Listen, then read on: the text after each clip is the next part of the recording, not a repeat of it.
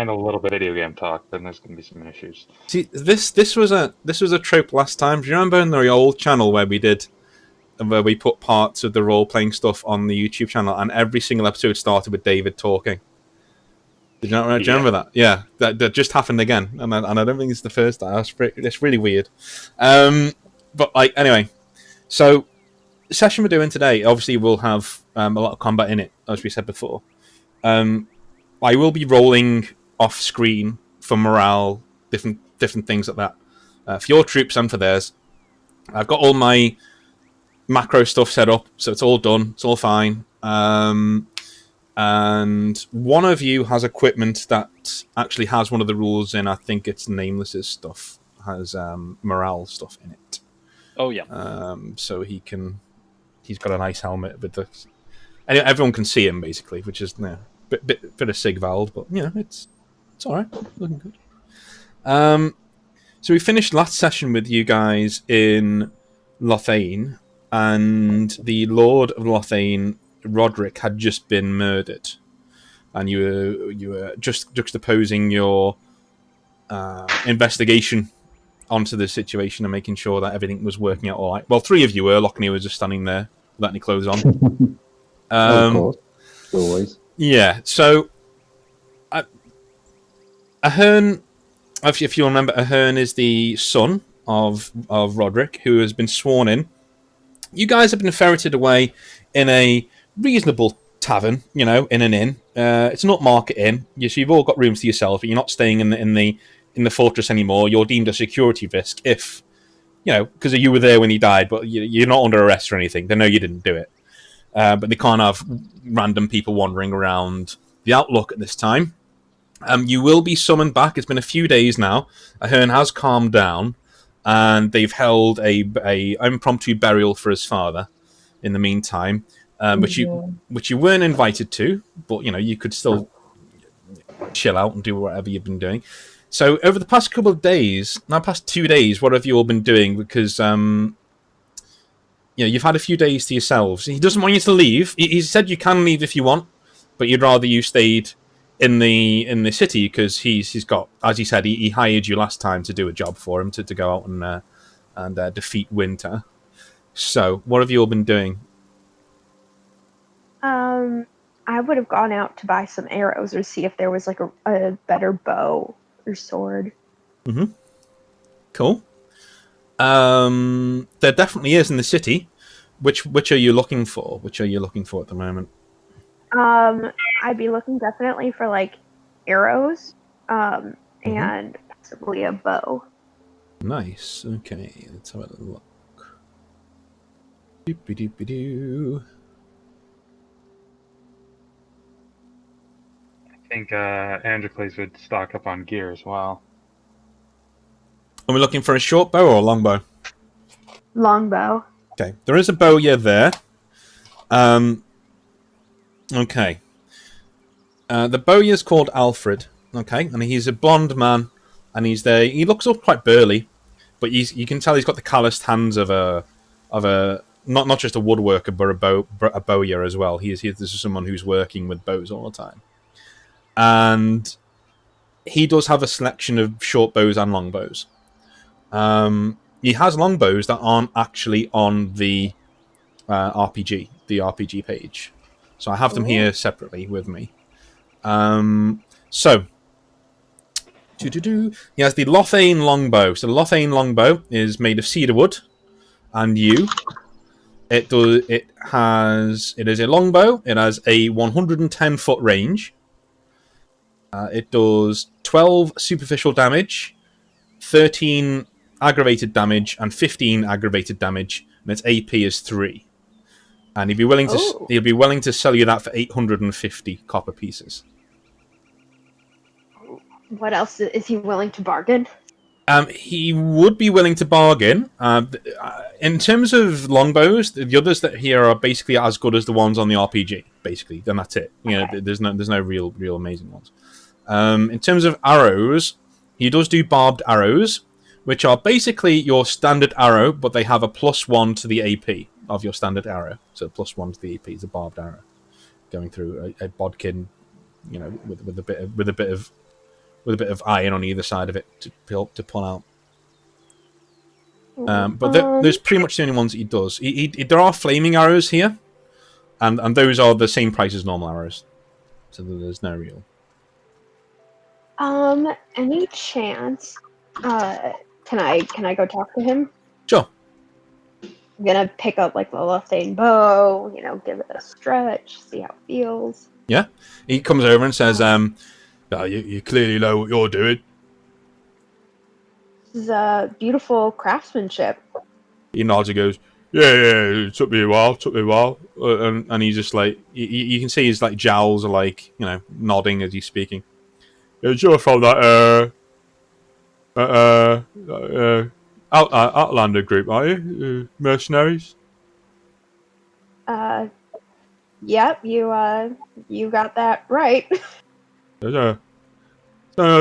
Not very many women with bows around here, so you stand out a bit, You're at a castle, aren't you? Across the way. Oh, yeah, we've been there. Yeah. You've got some great stuff in here. How much what would it take to get you to part with this bow? About 900, something like that. I don't know. Well, my old pa used to work up in the Bowery. Yeah? Yeah. Said the wood round there made good bows. That bow came from down there, actually.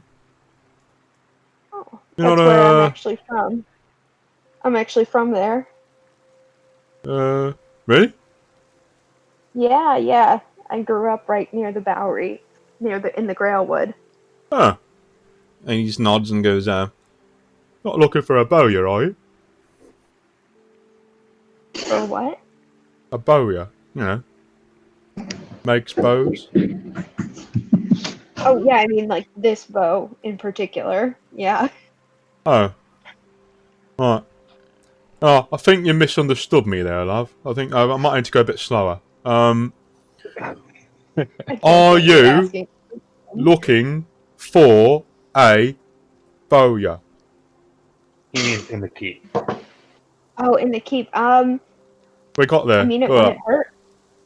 It wouldn't hurt. I think right now, we want to help protect Lothain if anything's going to happen here, but afterwards, you're welcome to come with us back to the Bowery. Huh. Alright. I want... And he goes, well, I am looking for an excuse to leave, and my wife, she's died, see. Sorry to hear that. I'm not.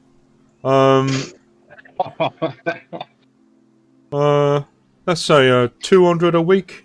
Sound good? You mean to pay off the bow? No, for me. Oh! Alright, out of character. I have no idea that that's where this was going. Listen, I can't promise to pay anyone right now, but... Well, I can't promise to sell you any bows, though. Sorry. What I mean is, I'm sure it would work out better selling bows to individuals. I don't know, I'd have to talk with the Lord of Lothain and the rest people, but I could put in a really good word for you. Eh? To do what? To get 200 a week. Oh, no, I don't mean just... Oh, okay, I'll back up. Right, slower again. Sorry, I love you, babe. I'm not... out of character. So hard to understand what you're saying in that accent. Yeah, I know, but this is how he talks, so... Oh my god, I can't. What you're saying. So, there are no Americans in the setting. I'm sorry. I know, but you're already British, and then you dull it up with that. Oh. Yeah. Okay, sorry. If you spent time in Durham, were you able to understand the porters at all? The porters, yes. A lot of the housekeeping staff, not really. I tried though. Okay, all right. We're off the topic. Come on, let's go back. Sorry. I nodded and smiled a lot, but back. Okay, so he's backtracked this. Right. I'll move it back. Right.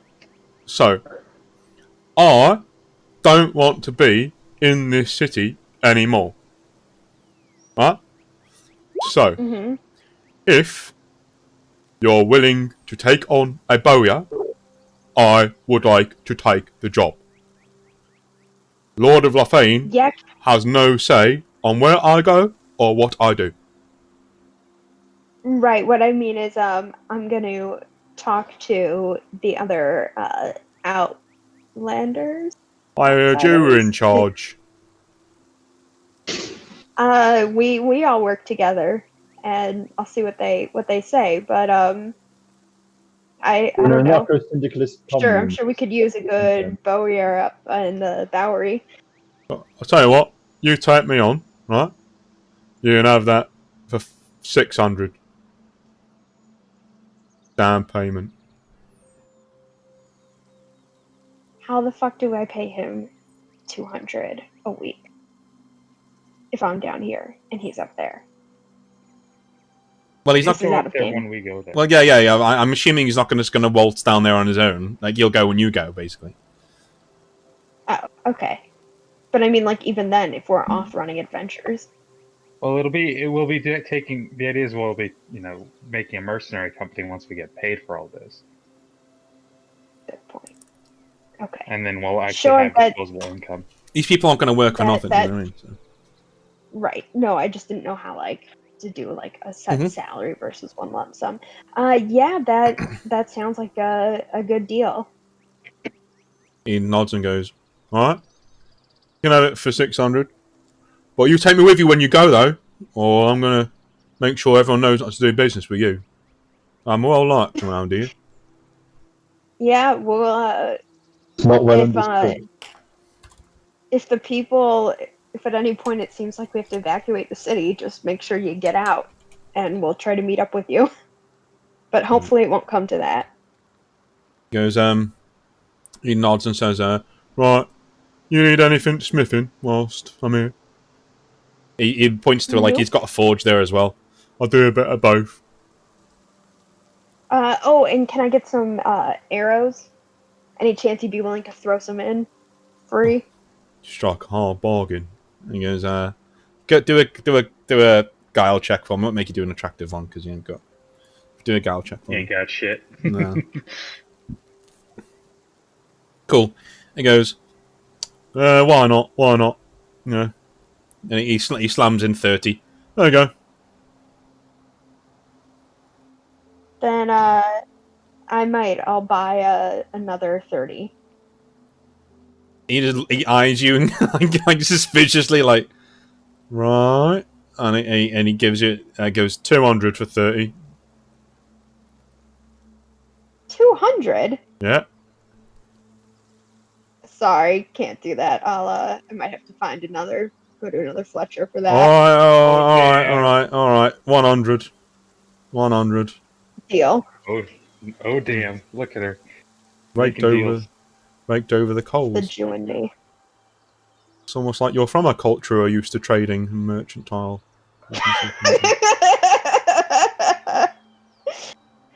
All right, thank you, and I'll go on my way. All right. And he goes, you remember me though, as you walk off. Oh wait, what's your name? And he just says, he just looks to the floor and goes, Alfred. Alfred. Great. I'm gonna remember you. Are you though? He's not convinced. I'll give you the stats for it now. So everyone else, what are you doing? Let's try and not make it as intensive as that. But what is everyone? No, I did that because I was doing something else. But yeah, go on. Who else is next? I'm avoiding the bowyer. Why? What's he done to you? Seems special. He's very special. I'll just be They're an employee now. prepping my armor and training, particularly because I have such low vitality. Yeah. I'll be training to try and build some of that up in the in the time leading up to us leaving to fight winter. Let me just have a little look at my. Oh, where's your XP? Ooh, did you just train to? Okay, if you can tell me how you're doing this, I will give you the point because you're very near. I'm doing it. How are you training the vitality? I am getting Lochner to continuously pummel me every day. Just will do it. punching me constantly. Oh, In right, fact- right. In fact, I think I'm still fighting with Androcles, aren't I? Are we still in the bushes? No. Oh, yes. All right, take the point. Right. In the 2 days. Every time we've seen each other, I think, like almost every time we've seen each other, if we're in a sufficiently like open space, Oh, we're wait. just jumping it. Yeah. Just leave it with me. So Lochner, is it safe to say you're in a bar of some sort? Absolutely, I am. Yeah. Okay. Of course. So Flitty's there with you, and you guys are playing cards, and with a few others. And Arden, you know where they are. So would you go there after you, or would you go back to your room, or what would you do? I'd probably go over to Nameless and Androcles and some of the other men and try to train You for a bit. don't know where Nameless and Androcles are. You've not seen them in a few days. Oh, never mind. Then I will go back to the bar and see if Lochner will help me train between his pints. Cool. So Flitty's there and says, so what are we gonna do? Like, has he offered to pay you, this new lord, or are we leaving? Here's a good question out of character. Has he offered to pay us? He did offer to give you anything you wanted in terms of land or whatever, and then yeah. and then I thought Felissa was minding the keep. no, she's with you guys. Oh no, she was minding the keep. Oh, is she No, minding the she keep? should be at the Bowery. Oh, okay, fair enough. Okay, cool. On my notes it says she's there with you. Okay, No. so we'll forget that's happened. That's fine. Thank you for that. I got the wrong thing in my notes. I'll send the messenger pigeon back. She sent, saying. There you go. The, There you go. And she's asked you what's going on in Lothain. Yeah. So, do you actually know how to write? That's the point, or read. Oh, okay, fair enough. Many languages. Okay. I'm a well-read barbarian. All right. Okay. So, Arden strides in with a new bow. Nice bow. Thanks. I think we found a new bowyer to bring back with us to the Bowery. Help arm the men. Fantastic. How much does he want? So, 200 a week? It's fair enough. I mean, yeah, we could push that for a couple of weeks anyway. Sets up his business. What we could do, thinking he's long arming all term, the men.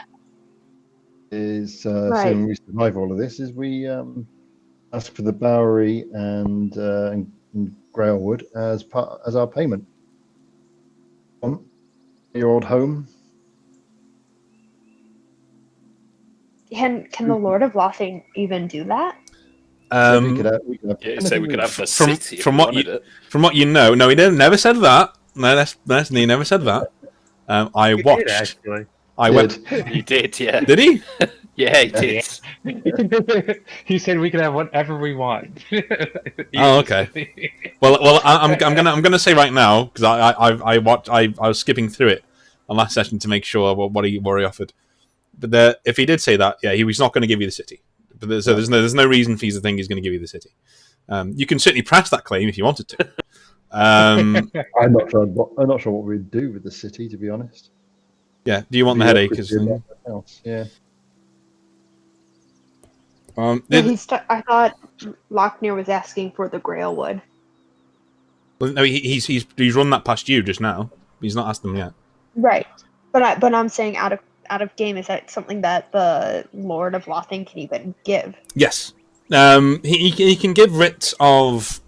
From what you know of the area, he has no official power over anywhere. But if you have basically you have whatever you can back up. So if you have the Bowery, and you decide to treat the Grailwood as your own personal manse, sort of a thing, Yeah, I mean, unofficially, people are going to come in and be like, oh, they own it. Okay, fair enough. But officially, people outside kingdoms aren't going to recognise that you hold the Grailwood. So anyone can just come in and take the thing. Whereas if Lothain say, with writ, that you hold the Grailwood and you hold the Bowery, then any attack on you will be an attack on them. You know? So that would give people pause. That would give the big boys pause. You know, robbers will still go in, mercenaries will still go in, but the actual kingdoms and places will be like, do we want to take on, everyone in Lothain Valley at once? You're invited into the family, basically, of nobility. Okay. Furious typing. Yeah, going on.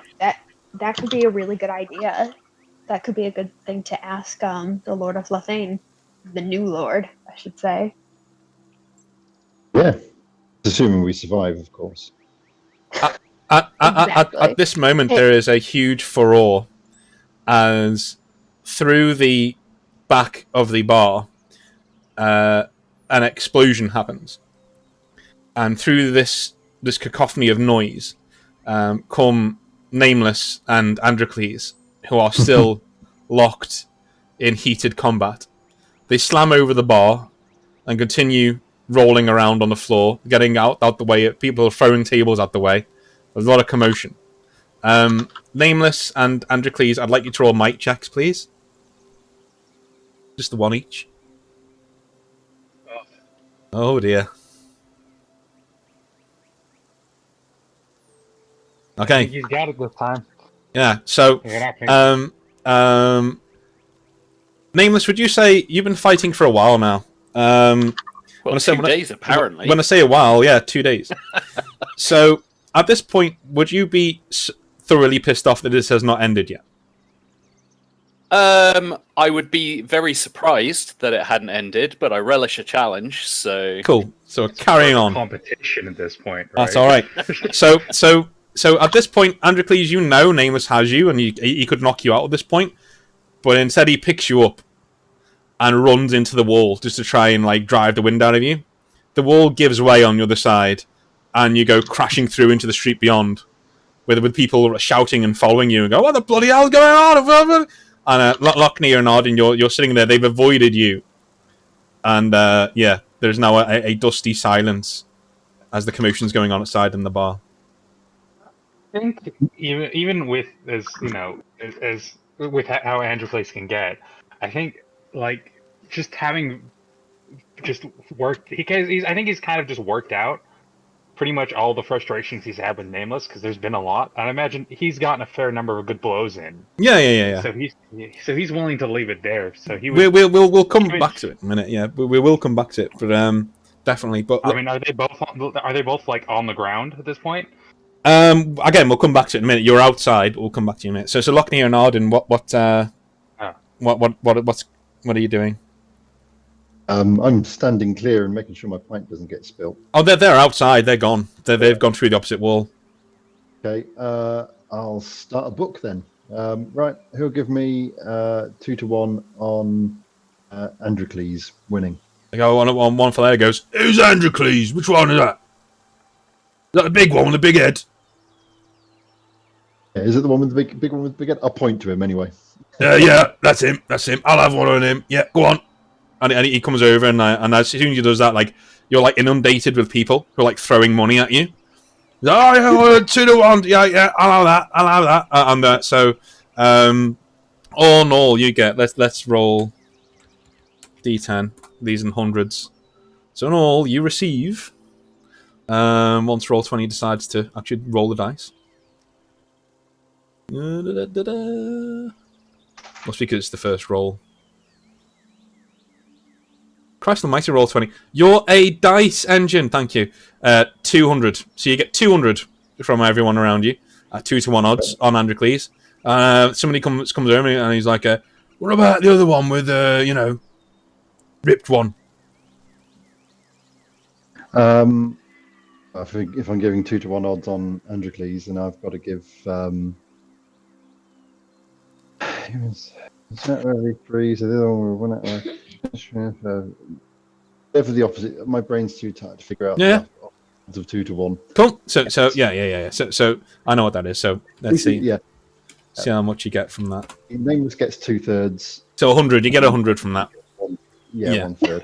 Something like that. 100? What Yeah. the? Did they not just see me put them through a wall? No, the dice. You know, it's a dice.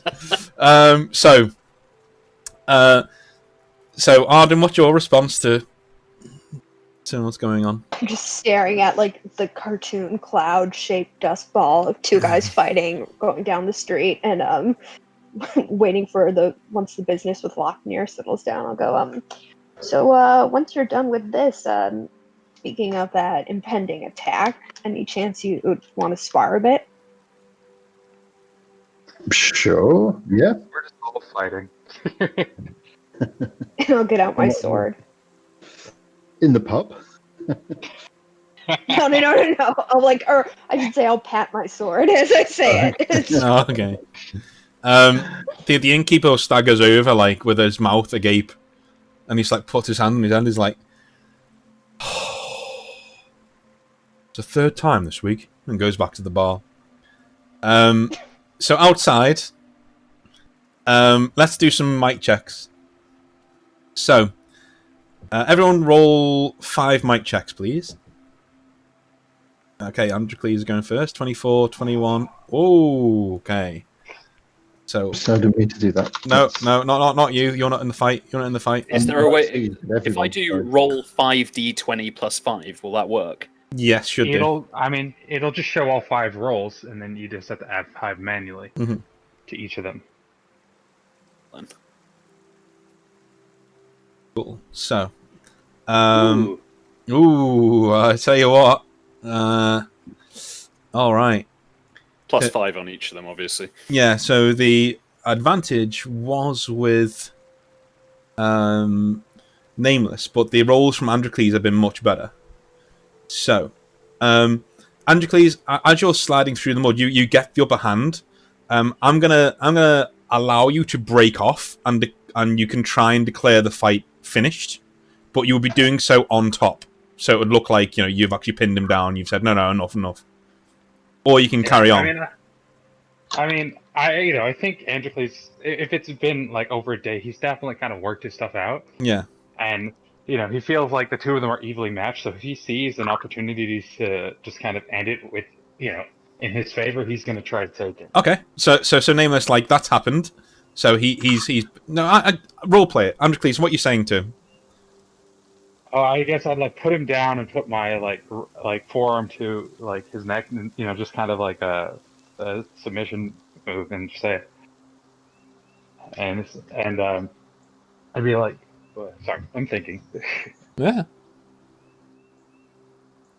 I like. Yeah, you just say,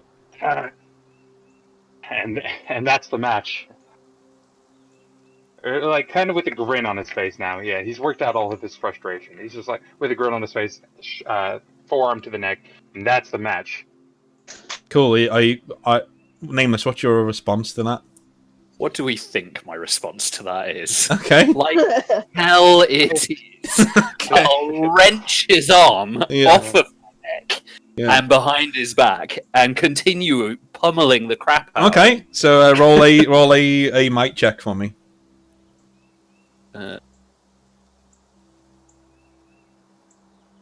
God damn it! I don't know about that. So Nameless like roars in your face. And literally is he tries to headbutt you. His head smacks off. His temple smacks off of your forehead, and he just is unconscious. You're just lying there unconscious. 2 days was too much. Sleeping like a baby. I mean, I think Androcles is going to like have to shake his head clear as well. Mm-hmm. He's also very, very tired. I think he's going to pick up Nameless as best he can, carry him, because I mean we're about the same size. Yeah. You can fireman's carry him if you wanted to do that. Yeah. And just kind of bring him into the pub. Mm-hmm. Through the hole, I hope. Through the hole, of course. It's the nearest entrance. Set him down on at the table with Lochner and Arden, and then I go get him a drink. Mm. Sit down in the chair next to him, and then just pass out on the table. Okay, so with 2-1 odds, Lochner, let's work that out. How much did you get? I think you got to give them some money back, haven't you? I think you lost money. Yeah, you lost money. Yeah. Might have done. 2-1. Yeah, you lost money. So you lost. So you got 200. You're going to lose 400. So you lose 200 in the end. Hold on, no, but people would have given me money on the other way. Yeah. 100 the other way. So yeah. But just from Androcles' bets on Androcles, you lost 200, but you won 200 on Nameless, basically. I normally figure out a simple book like that, but I really can't at the moment. 300 gold, mate. 300 copper pieces. You got copper. Cool, thank you. So at the moment, like Arden, you and Lochner are like discussing techniques, and there's a cheer outside, and then like more than a few people going, "Oh!" I'm outside, and then you hear like a hustle and bustle, and then Nameless is slapped into the seat next to you, Lochner, but he's sitting up, but he's like his head's tilted back, and he's just like his mouth's open, and he's just unconscious, and then. Androcles goes and doesn't ask for, just picks up a mug of ale, comes back and throws it in his face, and Nameless, you're back in the room. I would set it in front of him for when he eventually wakes up to help. Oh, I thought you were gonna try and wake him up. No. I'm gonna set it there in front of him so that when he wakes up, he's got beer, and then I'm just gonna go sit down and just pass out on the table. Okay. So yeah, Nameless, you're back awake. It's fine. And he bought me a drink I can't drink. Yeah, pretty much. You've been drinking. You did drink a fair bit when in the first time he saw you. You have been. It's been 2 sessions now, so you can take in normal food and water. It's not. You're not going to throw up. Guzzle it and down. Just, he sets it down in front of you and then just passes out next to you. He just didn't want you to wake up and then just start smashing things. He figured an ale might help. In which case, if I've seen him passed out in front of me, yeah, I'll say, I assume I won then. And guzzle down my drink. As you suddenly found yourself inside with a beer. Yep. I see the battle rage has deposited me on this bench. Victory. Yeah. And Androcles, you just sort of you can hear that, but you're lying down with like one of your forearms covering your face, like whatever. I'll just shoot him a thumbs up, just like sure, buddy. So, Arden, put another point into your. What are you training? Hang on first. That was swords. Swords. Okay, yeah. Put another point into that. That is nearly leveled up. So put another point into that, please. There you go. Nice. All sorted. So what are we doing now? There has been a summons come into the bar to the barman, and Arden he has passed on the message to you that all 4 of you are summoned to the Overlook. I'll share the message with the others. And, then turn to Nameless and Andrew. So you guys might want to try to rally. It looks like we're needed at the keep, at the castle. I'm raring to go again. Mumble. He's gonna mumble 5 more minutes into the table. I'm well rested after my 10 minutes of sleep. 10-minute unconsciousness. The barkeeper says, about my wall, which one of you is paying for that?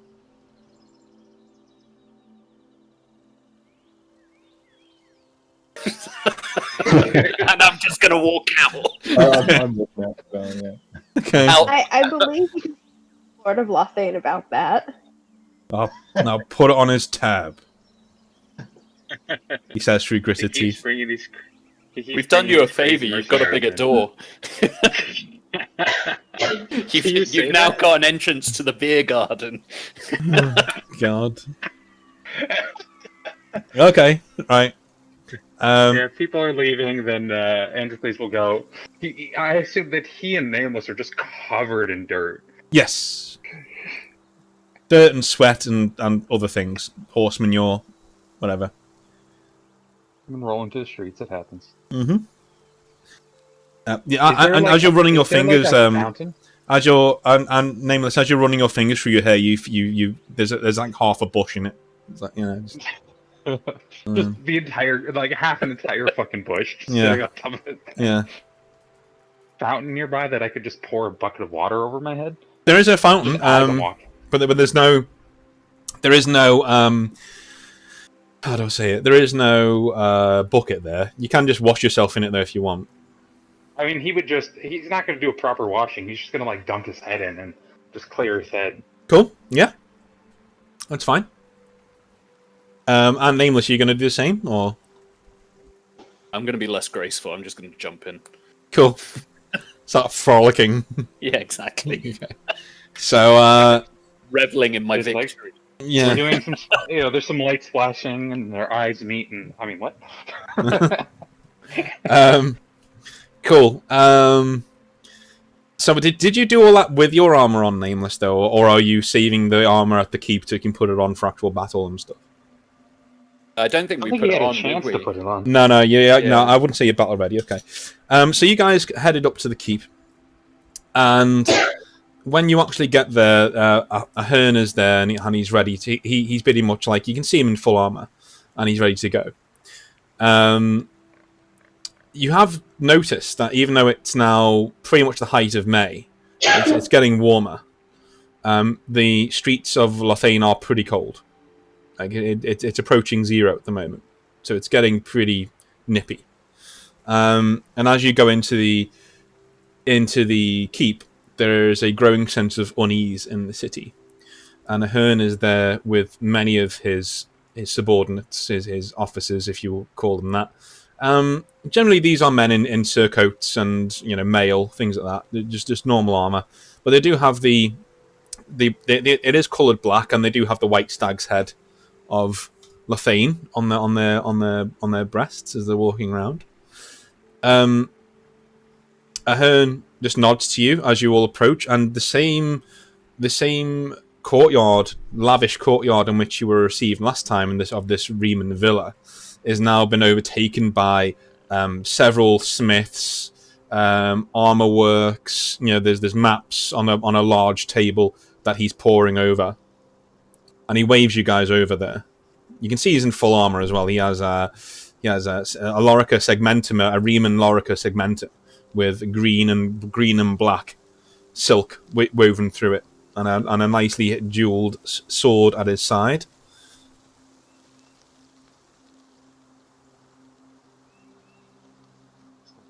Positions. I mean, you guys at the moment are just standing in the corner, so you can do as you wish. What would you like to do? I'll look over the map, I suppose. You summoned us? He nods and points to the map and says, "I think we found a breakthrough here. We've been spotting Falkeer. My Scotsman spotting Falkeer coming into the woods for many days." Coming from the marshes for many days. Can we go back onto Discord and go up to the Lothain Valley?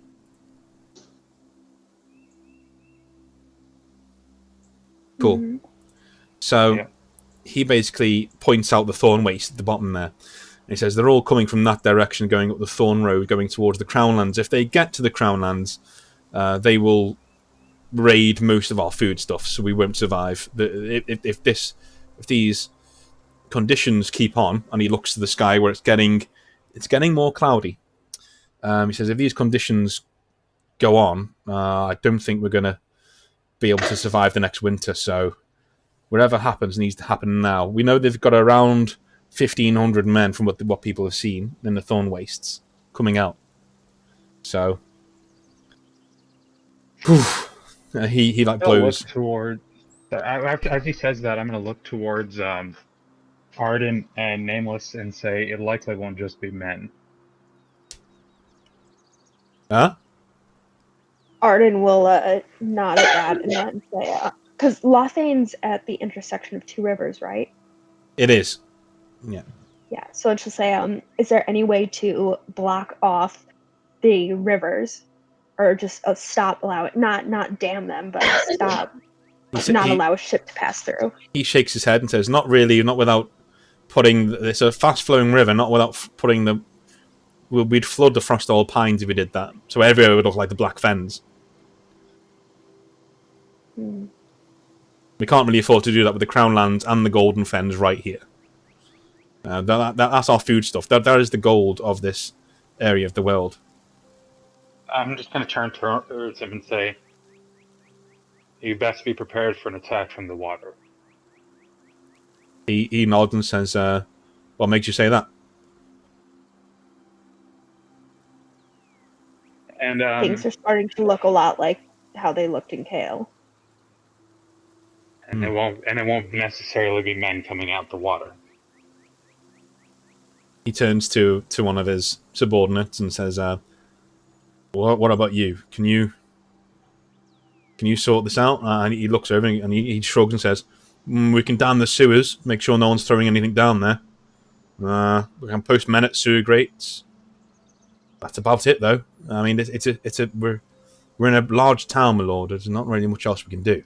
And he nods and says, "Just do it. Just do it." And he goes away to make sure that's done. He says, "I need specifics." "What do you mean?"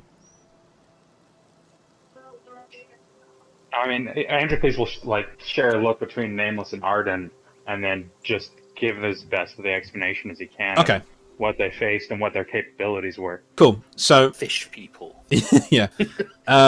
He won't use the term fish people, but he'll say creatures and describe them. Okay. So he basically orders there to be pitch poured down the sewers to be lit at a moment's notice, and he also orders pitch to be thrown into the river. So it's like a sludge is in the river, even though it's flowing. It's going to be, it takes a while to get through. He will specify that they seem to be fairly vulnerable to fire. Okay.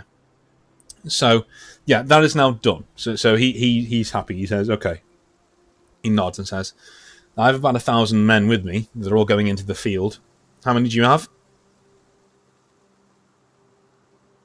With us, we don't have many, do we? We took half our men with us. Mm-hmm. And we only had about 100 men total. He nods and says, "Well, to that I'll add 50. 50 volunteers who wish to fight for you. That you've impressed quite a few people. I hear there's been a running fight in the streets and people have been taking bets on the past couple of days." Yeah, I won that. He nods and says, "I thought you might." Androcles is going to look at Arden and Lothain and just kind of shrug. It doesn't really matter to Androcles, so he's going to let him have it. The Lord says, "For what it's worth, I had 50 gold pieces on you." And he looks at you, Androcles. "Hopefully you'll be fighting better in this battle than you have over the past couple of days." I turn toward, say, "Well, you should talk to Lochner about that." He goes, I will. It's a paltry sum anyway. "Have you thought about my offer?"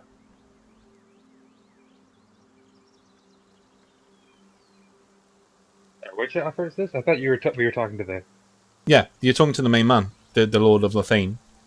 So he basically offered last time for you to fight for him, under retainer, basically. And he told you to name your price. And you guys were discussing... Our whole group. I thought he was talking specifically to... All of you. Oh, right. No, he's addressing the whole group. I thought we already agreed to that, and that's why we're still here. No. We agreed to fight, but we didn't agree to fight on a retainer. Yeah. Basically with the mercenary company that he can call for whatever he wants, we'd be independent, but anything he needed, anytime he needed our help, he would have first dibs on us. He nods and let's just say you said that in character. That was well put. So he nods and says, "Just so." Of course, I would also be willing to forward you resources and money to help with rebuilding your keep over there. But what else? We need to settle on terms before we ride out. I won't have an unknown mercenary company at my back out there. Not with the stakes this high. Well, when this is all over, like the Grailwood and the Bowery. Well, the Bowery goes without saying. The Grailwood, why? Sentimental reason. It's a bounty of resources, and it allows us to be less reliant on others for our food and our building materials. He nods, says, "What about Brindle?" Well, I imagine if we rebuild it, it'll be under us. I'm happy to We're gonna have to let rebuild the town run itself. He nods and says, "Anything you help rebuild around the Grailwood and the Bowery, you can keep. As long as we'll discuss taxes at a later date. Let's just get this hammered out, shall we?" And he waves over a scribe, and a scribe has been noting things down the entire time. He signs and says, "Sign here." He signs his own name and puts his stamp on it. His seal, wax seal. Turns it around to all of you. And then he looks at you, Lochner, and says, "Any mark will do. Just sign." I'll sign with a flourish, and I'll also just out a bit of parchment that I've been writing on in my best copper plate, something along the lines of the following text into Discord. Nice. Okay. For him to sign. I can't believe you actually wrote that. Okay. Let it be known that on this day, the mercenary company and the Outlanders have been granted in perpetuity the rights of the use of the land bounded from the south of the Caleby Road, west of the road between Fletcher's Watch and Grail Cross, north of the Snow Bridge Road, east of the use includes, but is not limited to, water resources, natural resources, hunting and fishing rights, animal husbandry, forest management. Yeah, ETC. Okay, cool. Okay, so Androcles is reasonably educated, but not like I think he's gonna have to look at that and look to Nameless or Arden and just kind of mouth out certain words. I don't think he'd have ever heard perpetuity or therein, and he's just kind of he's reading over it and then kind of looks to Arden. It's like, He just shrugged. And looking. I'll just sign with a smiley face and then do a Fonz with the fingers and a wink. Lochner, add 2 points to your ingenuity permanently. Okay, thank you. Bear with me a second. I'm just adding a little bit more to this. Kind of retconning. Sorry. It's okay. He's not going to sign it until he sees the entire thing, but he's suitably impressed. He just goes, "A man of many talents, I see." I think I'll just say to him, if you just want to put any kind of mark on there to show that you're okay with this. Very much like he just did to Lochner. He just nods and smiles and says, Yes. I'll learn not to judge a book by its cover." As Androcles is still trying to figure out the word perpetuity. He hasn't even gone to therein yet. No one's told him what perpetuity means. I'm going to be honest with you guys. I had no idea he was going to do that. We did not work on that before the session, so that worked out really well. Whilst you write that, let's take a quick 2-minute break. We'll come back at 10 past, and we'll. No worries. I'm going to make tea. Be right back. Yeah, see you in a minute.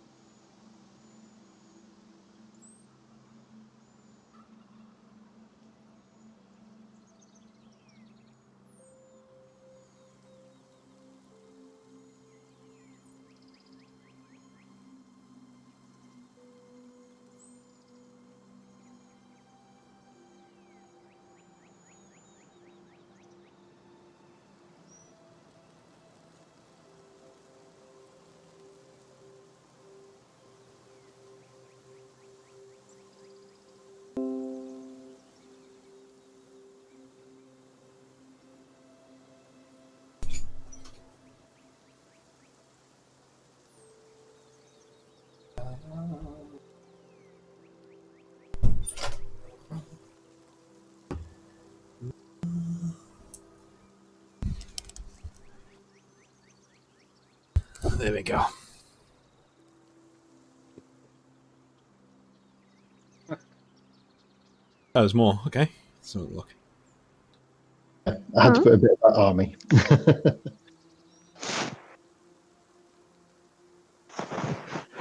Cool. Oh Jesus. I'm going to copy and paste this. Is anyone going to help Androcles learn words? Or is he just going to stand around looking confused? Animal husbandry is what you lot get up to on a quiet Saturday night. So rolling around in bushes. Something like that, yeah. I mean, technically. Without let or hindrance, I like the British passport hint there. The Lord of Lothain Valley call upon this standing army as levy in times of war, strife, or civil unrest, once per year for no more than 4 weeks, or as otherwise agreed by the representatives of the Lord and Lothain and the Outlanders. Cool. He's happy to sign for that. Yep. Happy to sign for that. Is everybody else happy with that? Yeah. I'm For still trying to figure it contract out. that's been drawn up in like 2 minutes is pretty good. I'll read it out to Androcles in words of 1 syllable or fewer. Okay. He can get 2 syllables. Perpetuity is 4 syllables, all right?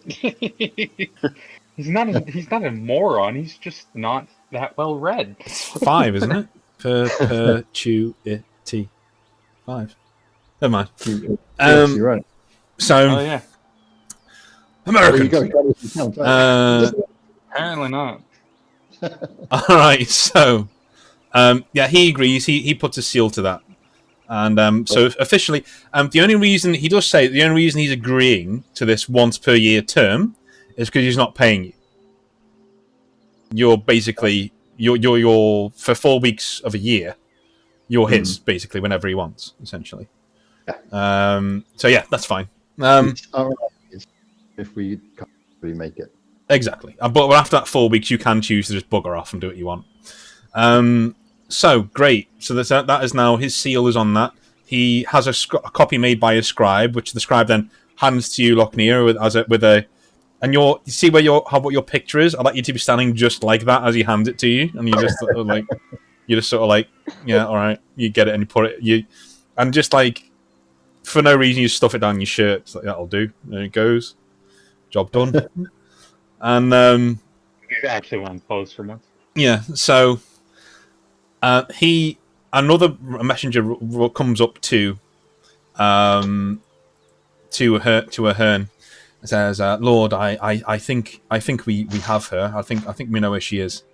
And he said, "Well, bring the scout in, bring them in." And the few scouts come over, and they confer with Ahearn, who comes back to the table and says, he gets the map of Lothain out, so if people can get that map out, that'd be fantastic. So he says, just one thing, just add a character, Dean. I know that I can see on I've seen on Lochnear that he has the tattoo on his chest, correct? yes, you can see He's that. been Yeah, naked enough times. yeah. All right, it's just gonna be something that he's been naked more than enough times, but it's just something that if it'll come up later, but Androcles will when opportunities come, use that as a test to see if people can be trusted. Okay. But he's not going to kind of pull his cards yet as far as keep them close to your chest. Concerned. Don't be afraid to message me in Roll20 if you don't want anyone to hear anything. Ahearn looks over the map and points a couple of times at the map and says, "Kaladin, at the south there. Can you see it on the map?" Mm-hmm.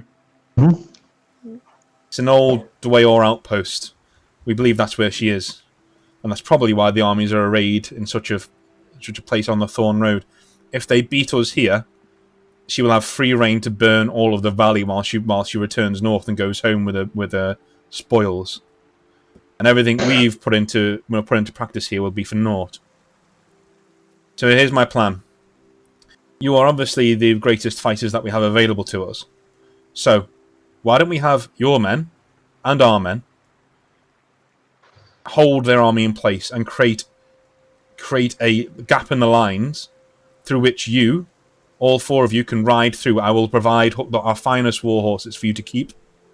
You will ride through that gap and head straight to Kaladin and cut off the snake's head. To me. Sounds like a reasonable plan.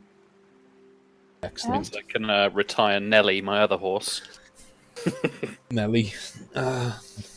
2 rides? Or no, 1. She's Well, only been ridden once. knights do have 2 horses for 2 different purposes. Tawny horse and a war yeah, horse. yeah, exactly. So, you could do that if you wanted.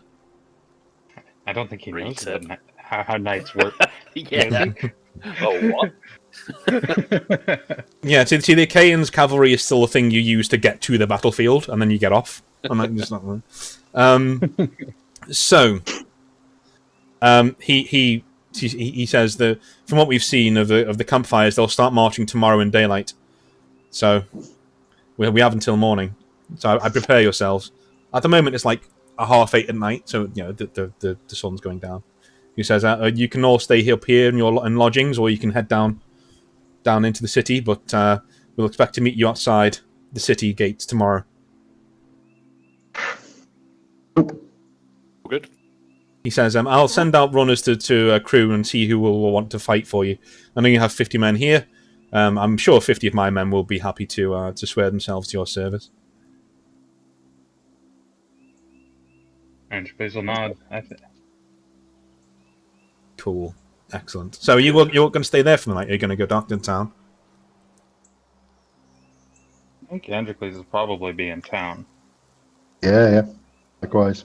Cool. I think We I have- think like we the have one night rooms at he the had. tavern, right? Yeah. You do have rooms at a tavern, yes. Is it the one with the hole in? It is the one with the hole in it. Oh, I'm going through that hole again. Yeah. He's walking. Yeah.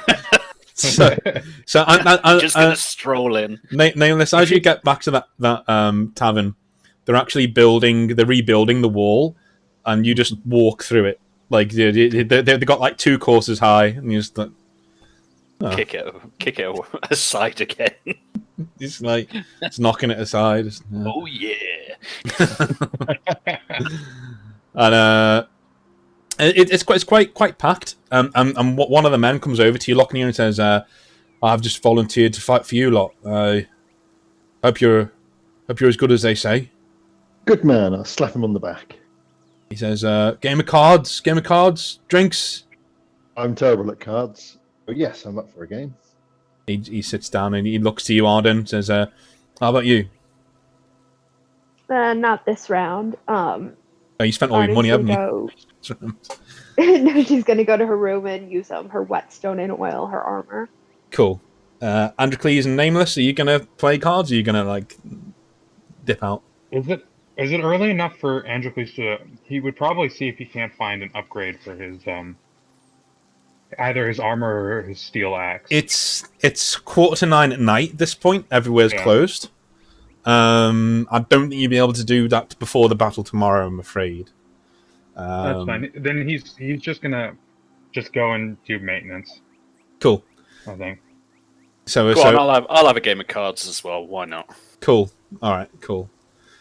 Well, 2 people join you. So there's the man there. And did you bring any of your lieutenants with you when you were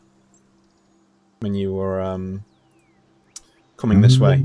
All I remember is we took half of every type of troop. I believe we took Bjorn, but I don't think we took anyone else. Cool. So Bjorn's there with you guys. And so Bjorn and this new man. And the new man is called Beric. Sorry, Bjorn was Arden's current love interest, right?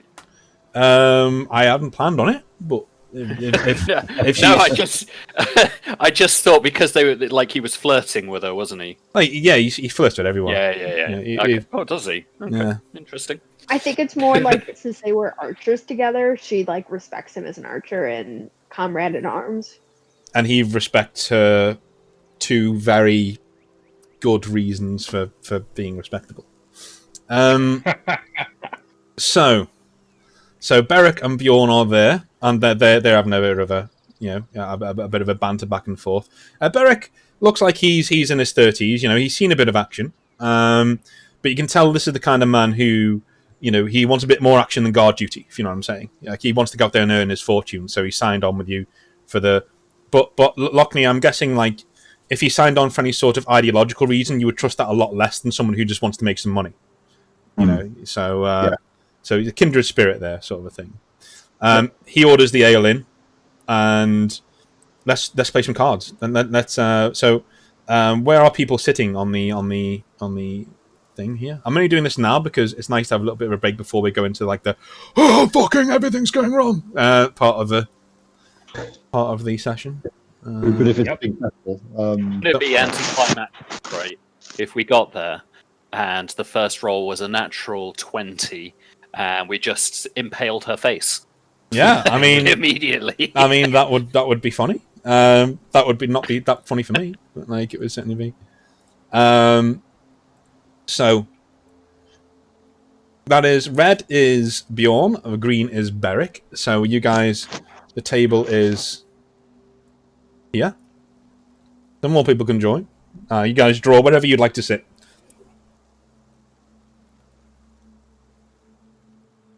That's nameless, I'm guessing. for Locknear.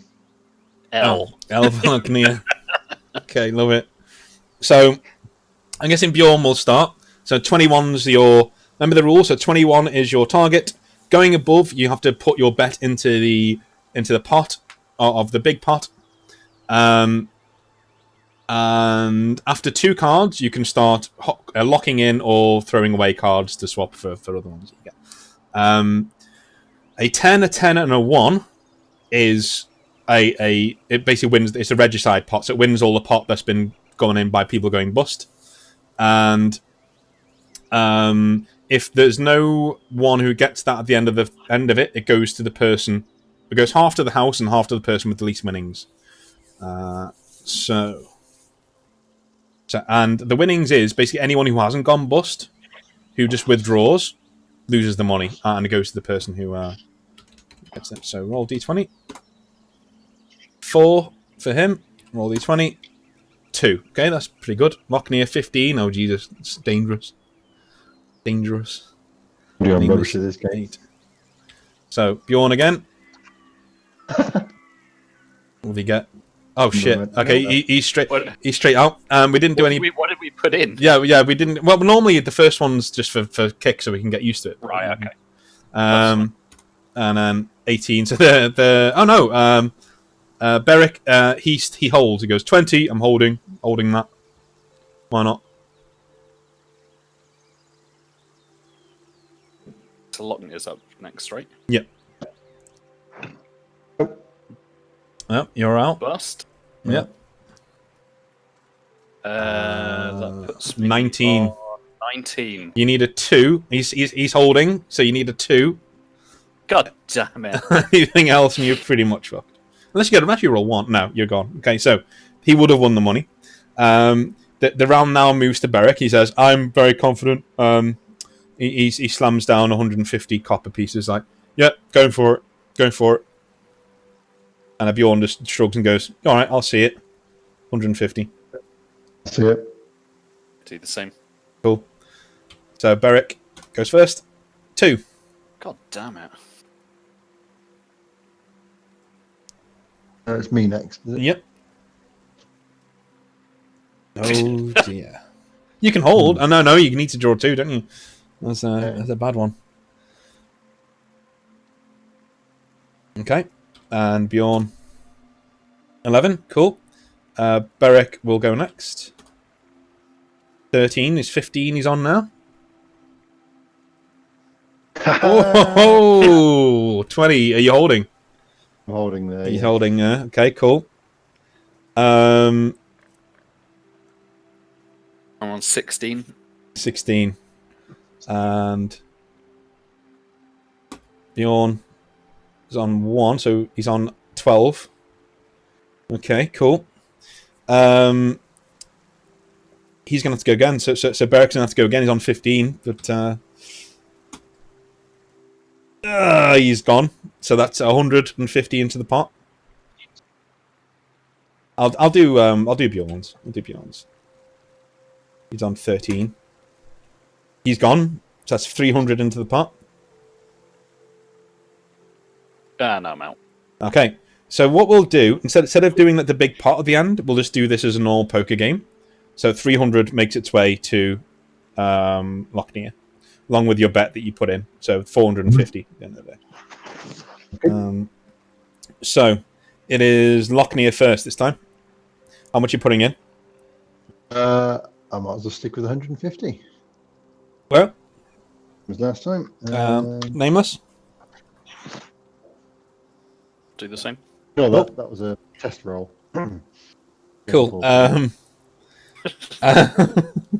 Beric and Bjorn will put in 150 each. So 600 up for grabs. Up for grabs this one. It is nameless first. 3, okay. Bjorn. 16. Beric. 10. Lothain.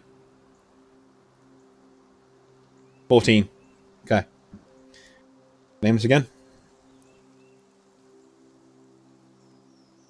It's rolling. There we go. 16. Bjorn, hoping for small. Doesn't get it. He's out. He curses. And Beric. 8. He got 18. Ooh.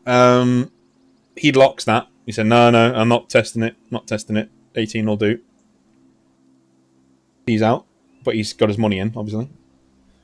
17. 17. Jesus. Ooh, okay. So I've got 16, so I have to go again. Yep. No, I'm out. Out. So, Beric shrugs and says, up to you, big boy.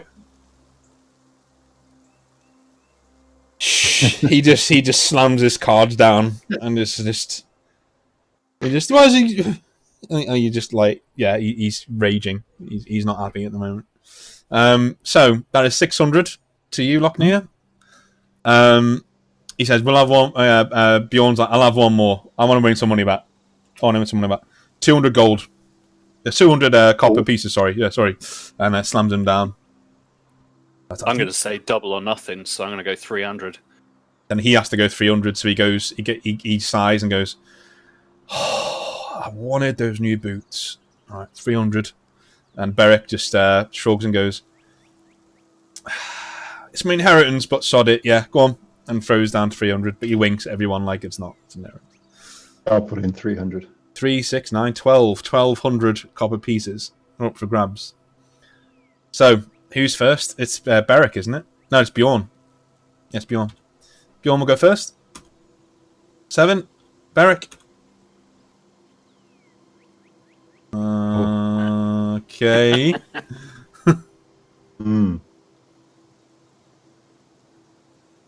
So, okay, those are good rolls. So, back to Bjorn. 7, 14, and Beric picks up the card like it's about to explode. He's like, oh, and he just slams his cards down. Who's next? Beric, was it? Okay. Yeah. Me. So that's 7. I'll keep it going. It's not bad. 17, and I'll do one more. 18. I'm going to beat him, though, is it? I don't think so. Did Nameless pull out? No, I didn't. Yes, 19, 14. So that puts me at what? 18. Why are we drawing cards over and over? Sorry. That's okay. That's okay. So we'll go with the 4. We'll go with the 4. You're on 7. You're on 7, and I think we have. I'm on 14, so I need to go next. You're on 14, and I think Bjorn's also on 14. No, I'm out. Okay. Bjorn will go. Actually, Lothain, you're next.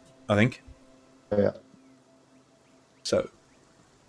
So Bjorn wins the last pot. He would have been bust if he'd have rolled. Okay, so Bjorn is John's dancing on the table at this point. Like, I'm gonna in rage just smash the table in half, flip both halves, and then go to bed. cause a big commotion. You like stomp up the stairs, and Beric says, "Is he always like that?" And Bjorn just nods and goes, "When he loses a card, yeah." And then he starts drinking. He turns to you, Lothain, and goes, "Do you want a pint, boss?" Sounds like a plan.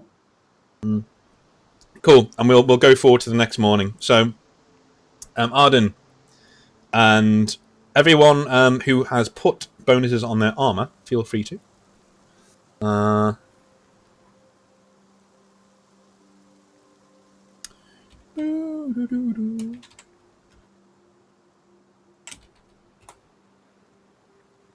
So, next morning, the warriors are outside of Lothain, and they march into the valley, down where you see before you there are...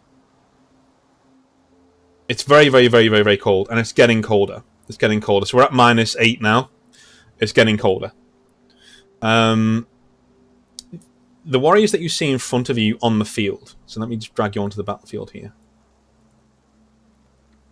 As the rain starts to pour, there's a broken down abbey. You know, it's pretty tatty, this abbey. And your men are all lined up on this hillside here. Not really hillside, it's more flat ground. This is the marshy land of the Thorn Waste. So I'm going to draw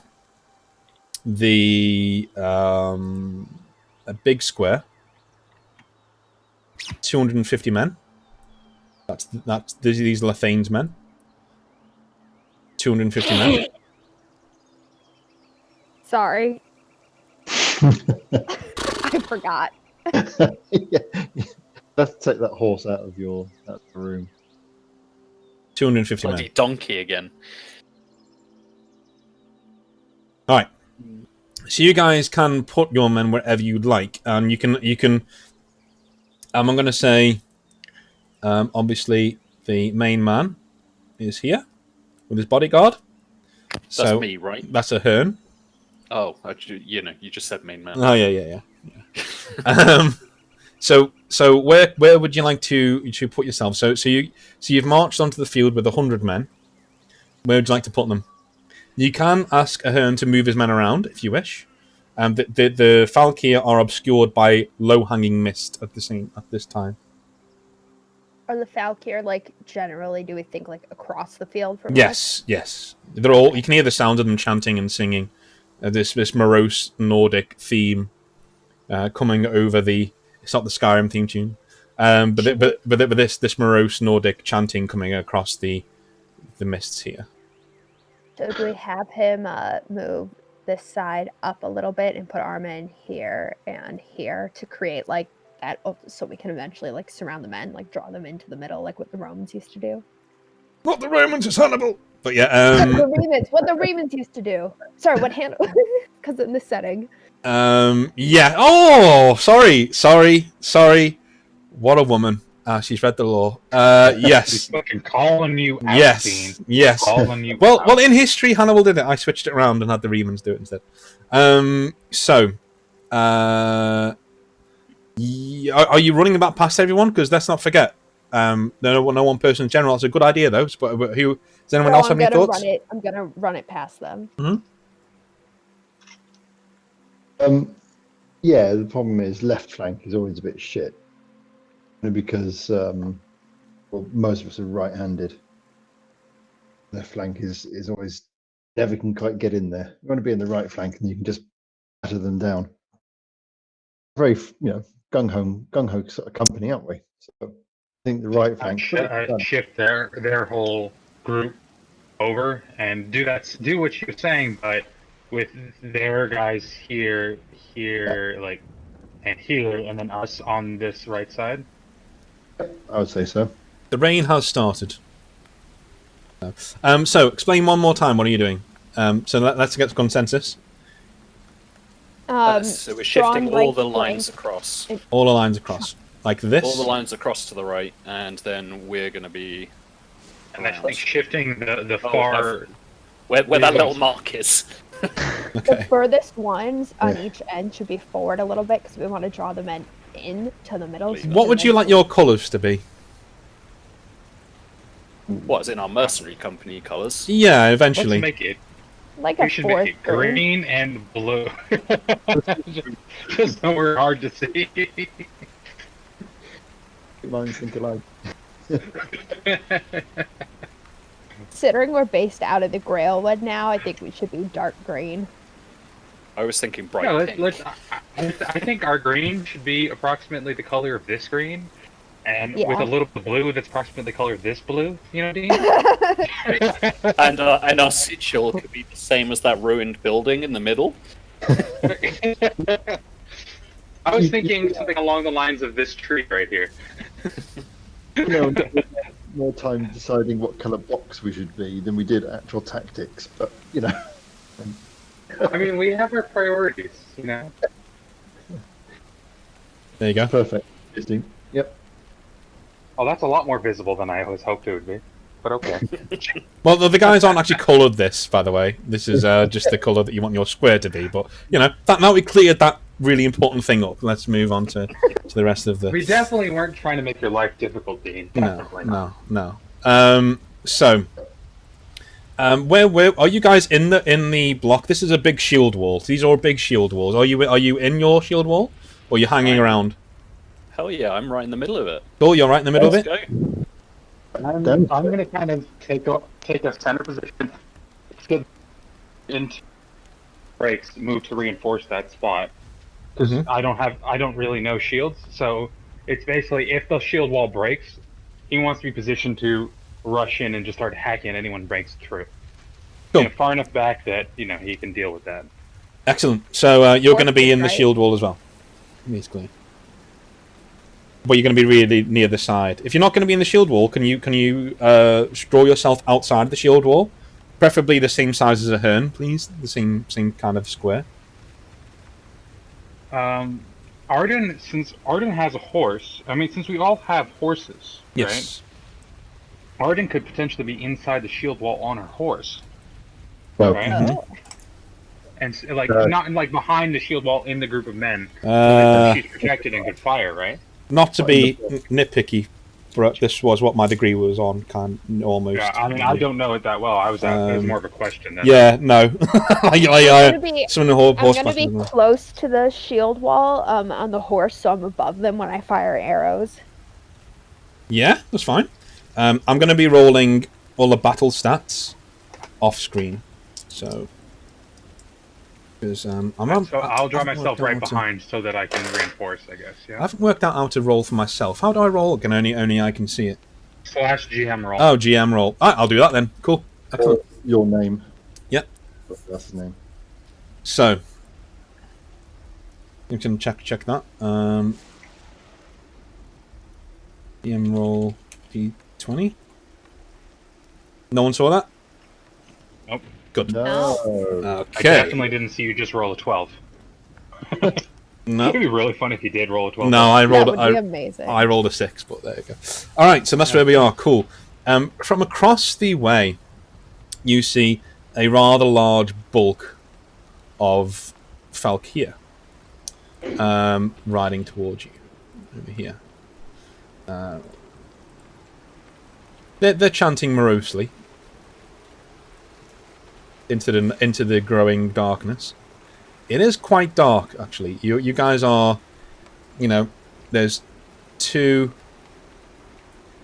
rather large blocks over here, and you do see they've moved up in the marsh.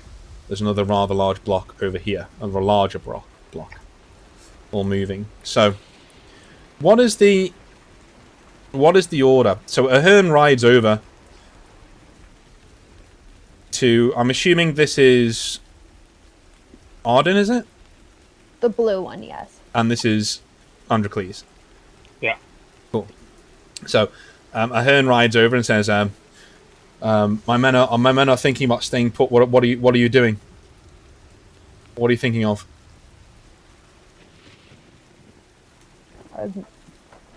can we just call over to Nameless and or Lochner because they're really the tacticians. Yep.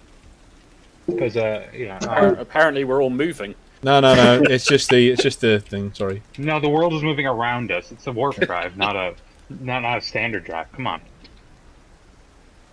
Cool. And do we have all of our archers in position to start firing before the swordsmen can engage? You didn't tell me where you wanted the archers. Oh. Just behind the shield wall. Yeah, just Okay. in a line behind the shield wall so they can just keep firing volleys before it starts.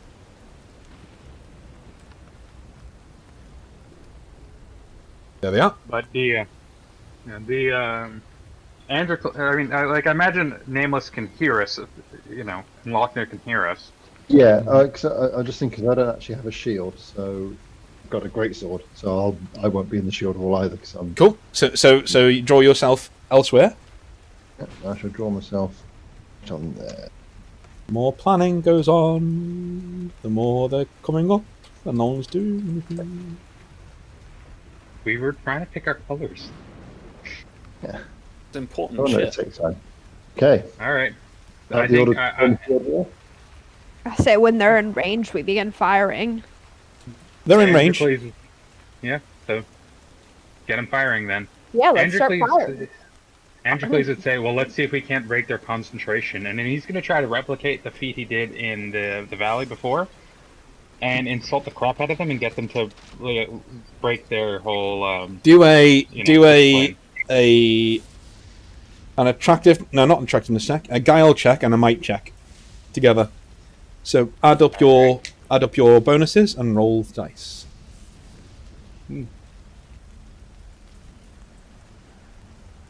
Roll dice.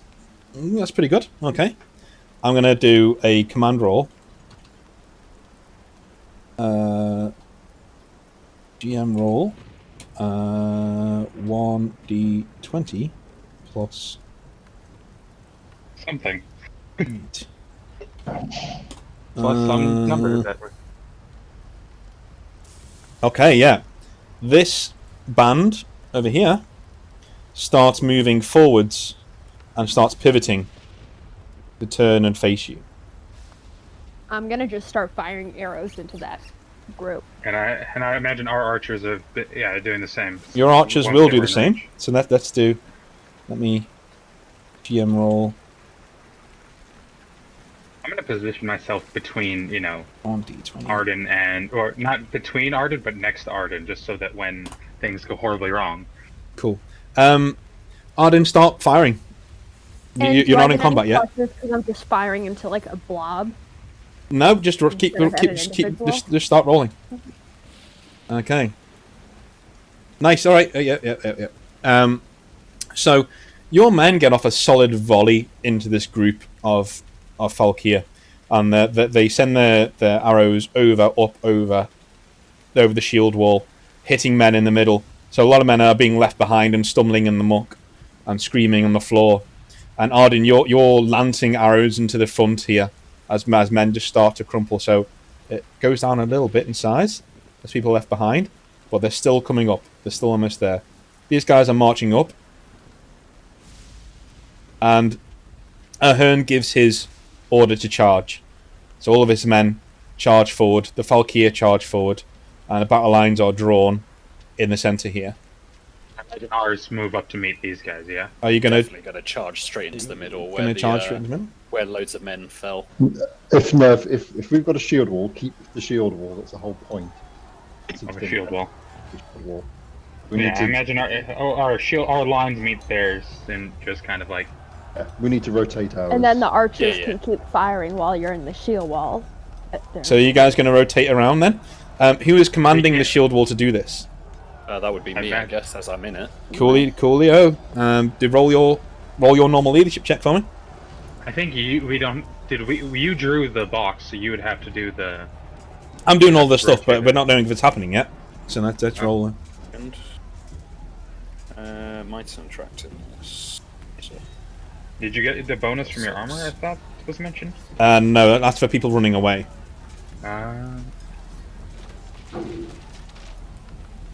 Ooh. Nice. Okay. So, as one, the shield wall turns on its axis. Are you going to charge straight forward? Yeah.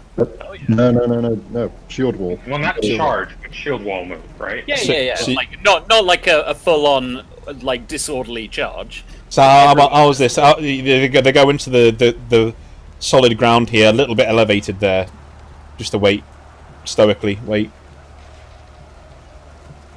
Would you like to, would you like to say anything to your men to G them up as things are going? Come running forward. Mhm. There. Mhm. And yeah, just enough forward that most of the men can see me, and they're looking as heroic as I possibly can. Cool. Just with your great sword. It's pretty cool. Yeah. Is he naked? Is he naked? No, No. he's not. Okay, fair enough. Can Magically shout out, since he's already insulted the Falkeer in their native tongue, he's going to just shout out, send the bastards to meet their gods. Cool. Nameless, are you doing anything to make, or are you just leading by example and just standing there? Yeah, just leading by example in pure silence. Cool. Excellent. So, bat lines are drawn over here. And they slam into each other. Arden's gonna just quickly move over by the archers so she can keep guiding them to shoot at the middle of the thingy. Cool. So you're gonna, are you gonna pull your archers over to you? What? Are you gonna pull your archers over to you, or are they gonna fire over your She men? moved up. I moved up so that I could be like near them and command them. I mean, in a way. the Not archers command, could hang out here and have pretty clear line of sight into their flank. Cool. If they Then do I'll that, shout- they won't be able to I'll shoot call next it- turn. I'm just saying now. They're running over there. Yeah, I'll call them over here. That way they Cool. can hit everyone. Cool. Maybe We're gonna a little go further back. right a little more. there. Cool. So, Lochnia.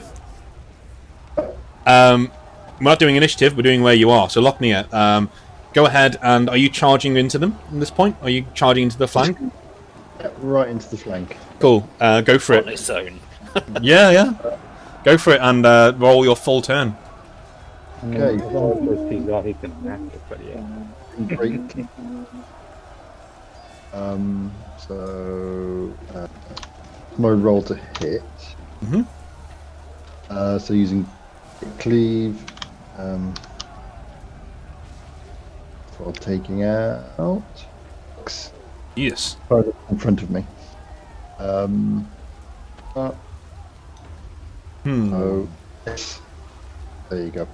Should you might be 5 above, the great cleave does an extra d6 damage. So so what kind of success is that? Is that a reinforced? That is a very, very good success. There is a reinforced success. Okay, so that's 12s plus 6. So 18s. Okay. That attack. 4 people go down to that. So you go running, swinging in.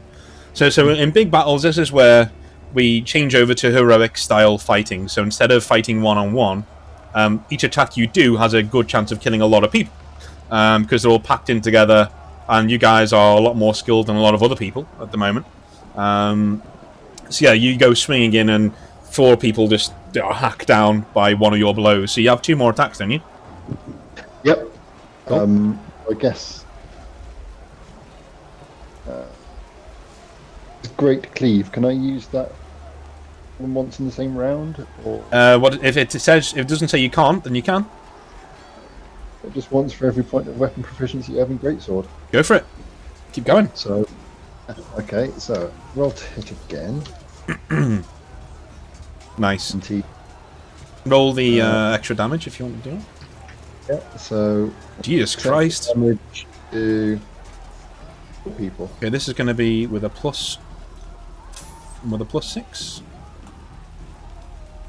That's 11 people. So you go in, and they're all packed in so tightly together that you're hacking and hacking with this great sword, and 3 or 4, 5 die from blows. The other 2 start running the other way, and start pushing people over in the mud and start stamping on them. And as they're doing that, you're just slamming downwards with your sword on them and killing more. And actually, the ferociousness of that attack, the shield wall starts to buckle this way a little bit. And Lochner, you're over here, just chewing into that side there. And what would you? I'm gonna switch over to Nameless. What do you see this one side of the shield wall of the enemies turning there? What would you like to do? Oh well, I'm gonna press the advantage, I guess, and push on that side as hard as I can. Roll your next attack for me. Well, your next, sorry, your leadership roll. Okay. There we go. Cool. Yeah. So your forces turn into them. I keep going, keep pushing. Cool. So we're going with. We'll stick with Nameless. Do you want to do some attacks, Nameless? Let's just see how we go. Sure. And how deep is this? Very. Is this line? About 15 men deep or 16 men deep. 15 deep. Okay. Well, in that case, I guess I'm just going to use my my special feats. The Manticore's Sting. Here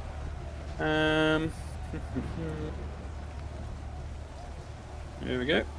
Nice. And so that's going to be a crit as well because like it just switches automatically for a crit to all enemies in a straight line that is the length of my weapon's reach. That's basically one for every foot, basically. So how many? So the range of my spear, given it's a Sarissa spear, is something like 16 feet, I believe. So that's 16 men. So as they're running forward, you just find the gap in the line, and you punch. Do a might check for me. But add another 5 to the normal addition you get. Cool. So you punch through the first shield with the spear, and it just rams home into the first guy, and then the second guy, third guy. Because they've got shields, this would be ridiculous if I let you kill 16.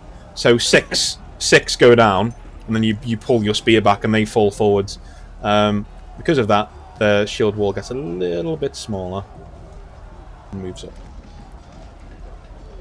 So, Arden and Androcles, what would you like to do? Archers are going to fire on the exposed end of this. Nice. Do I still have 2 attacks? You do, but I'm going to let them. I don't want. Yeah, I'm going to let them do a little bit of a. Whoops. 1d20 plus 5. Okay, yeah. So your archers on your order fire into the side of the shield wall and take down a few more men. Arden, would you like to do some rolling for? Yeah. Yes. Roll all 3 at once if you want. If that's all you're doing this turn. Cool. So one of them hits home, and you get rid of one more guy who slumps down into the muck there. Androcles. Just glad I was stood next to Arden while she was shooting, because that wasn't terribly impressive. But Androcles is going to move up and start hacking away at this side of the flank, because I mean I imagine he's heard Lochner charging in, and is just going to be like, all right, I'll have that. So is that where you want to be there? Yeah. Cool. Just kind of. Well, actually, I'd stay a little less in the line of sight of Arden.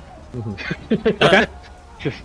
just nice. and give the archers the whole flank to work at, and I'll just. To be fair, if the archers don't roll very well, you would have been a pincushion there. Yeah, you're doing a bit of a. Yeah, so I'm gonna stay a little more sighty. Cool.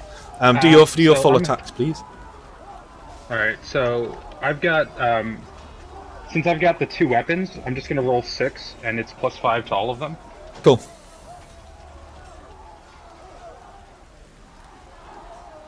Okay.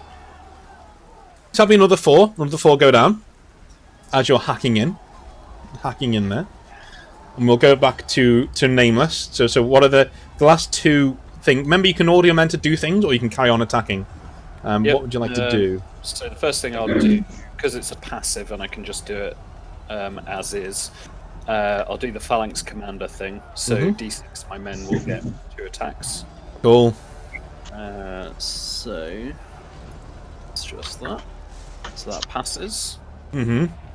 And then roll D6. Nice, that was worth it. Okay. Cool. I guess I'll do another Manticore Sting just for lols. D20 plus 6. Cool. So that's Oh Jesus, yeah, that's really good. Yeah, so this time 10 go down because you stabbed twice. You're just hacking in there, and as these men are falling, you aren't killing all of these guys. Sometimes you're just nicking them, so they have to move to the side, and somebody else shoves their spear into the gap and kills them for you. But it still counts as yours because you're causing it to happen basically. Yep. So yeah, they are going down a little bit more. So how long until their lines buckle? We're going to find out in a minute. So, okay. In which case, because I've still got one more. Yep. I'm gonna do it one more time. Mm-hmm. I'll do it one more time. So I've got 3 more after this. Okay. Cool. Don't think that's going to do it with a 3. No, that's cool. And you got 2 more, yeah? No, it's in that's all of my attacks this turn. Okay, now cool. Done, but I've got 3 more activations. He's got 3 more of that ability. Okay, cool. So what I'm going to do now is I'm going to roll for all of the Falkeer to do their attacks. So, 3 GM roll 3d20 on the left there. 3d20 on the left. Okay, yeah. They're proper blunted by what's been going on. They're not happy at all. And in the center, doing okay. Now your men are going to attack. So in the left, yeah. So you're now pushing back this phalanx, this shield wall. Are you guys staying with it? Lochner and Androcles, are you staying with them, hacking them as they're going, or are you... Yeah, absolutely. Yeah, so you're staying with them? Absolutely, yeah. 100%. Cool. So, and... You're definitely going to get shot. Just about. The other troops are giving ground, but they're not losing very many men. They're just not as skilled as yours. Okay, and the Falkeer are shortened a little bit, and the Falkeer over here are shortened a little bit. They're losing men. And Ahearn sees that, and he rides over here to keep his men in the fight. Make sure they're still going. So, we'll go with Arden first this time. So what are you going to be doing? She is going to fire arrows into just try to get rid of this flank so that our people can move in. Mm-hmm. Cool. So, shooting at that. Do your full round. Or whatever you'd like to do. Maybe you... And she also would tell our archers to do that too. Cool. And nice. So it's 2 hits. So would you say that to all of these I get +4 superficial damage for a range attack. Okay. 2d10. Does Arden have a feat where, because I vaguely recall she hits everyone in a straight line, doesn't she? Like with yes. one of her feats. I was gonna use that one over here because I don't know if this would Androcles is right in my line. Please don't shoot me. Also, real quick, Dean. Would you say that Androcles and Arden have are reasonably close enough for a decent relationship enough for his reluctant hero passive? No, I wouldn't actually. No, you haven't had that much. You weirdly enough, you and Nameless now are, but you and Arden are not. Yeah, that's fine. I was just curious. She's starting to trust you more since you played cards with us, so. But that didn't go well, but he definitely tried. What one round of cards is not gonna. No, I'm just saying. So that's 10 people though, with your fire, with your arrows that are coming in here, are taken out of the shield wall. Not all of them are dead, but they've fallen out the shield wall. And your men, we're all 3d20.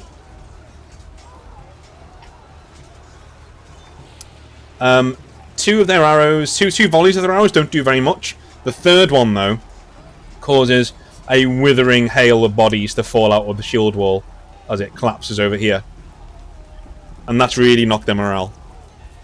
So, who's next? We'll go for Androcles. Go for it. What are we doing? Okay, Androcles is going to continue to chew into these guys because he wants to set it up so that we can come in and just clean up. Mm-hmm. But the more that we've gotten here, the better, the closer we'll be to that. So I'm gonna just put all 6 attacks into these dudes. Cool. Yeah, they're being chewed up. So that they're being hammered from this side. They go a little bit smaller. And now, as you can see, you're starting to get a little bit of an overlap on one flank there. So their morale's going to take more and more and more hits as we go along. So, Lothain. So we'll do all the things outside the shield wall first, and then we'll go inside the shield wall and see what's going on. Right, so, same as last time, so I've got 2 more uses. Mm-hmm. Things, yeah. To hit. That hits. Yep. Let's Just do it again. And that's how many people and it's how much extra damage. So if that was a regular success, that's 5 people taking 12 superficial. And then I'll do it a second.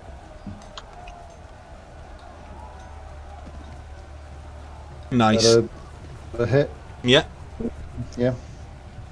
So one extra. Well, That worked person. out.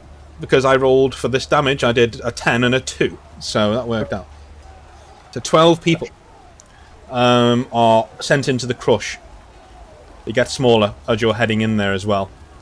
And a few people are actively running away from you now, Lothain. Like a few of them are actually actively not wanting any part of you. Happy last round. Yeah. A rider comes over to you, Arden, from Ahearn. And he says, my Lord Ahearn's watching the gap in the line. As soon as it gets bigger, he will send up a fire arrow into the sky. That's when you should get on your horses and go. That's all we're doing this for, is to make sure that you get the chance to go. We stay here to the end, we're all going to die. It's getting colder. And All right. just as a proviso, it's now minus 25, and it's getting colder. Can I shout that to Androcles? He's not going to hear you. He is not going to hear you if you stay there. Can I ride my horse up to him and like? Of course you can. And you don't need, because you're on a horse, you don't need to use up any of your round, so you can go over there. Yep. So yeah. So I'll tell him what I heard.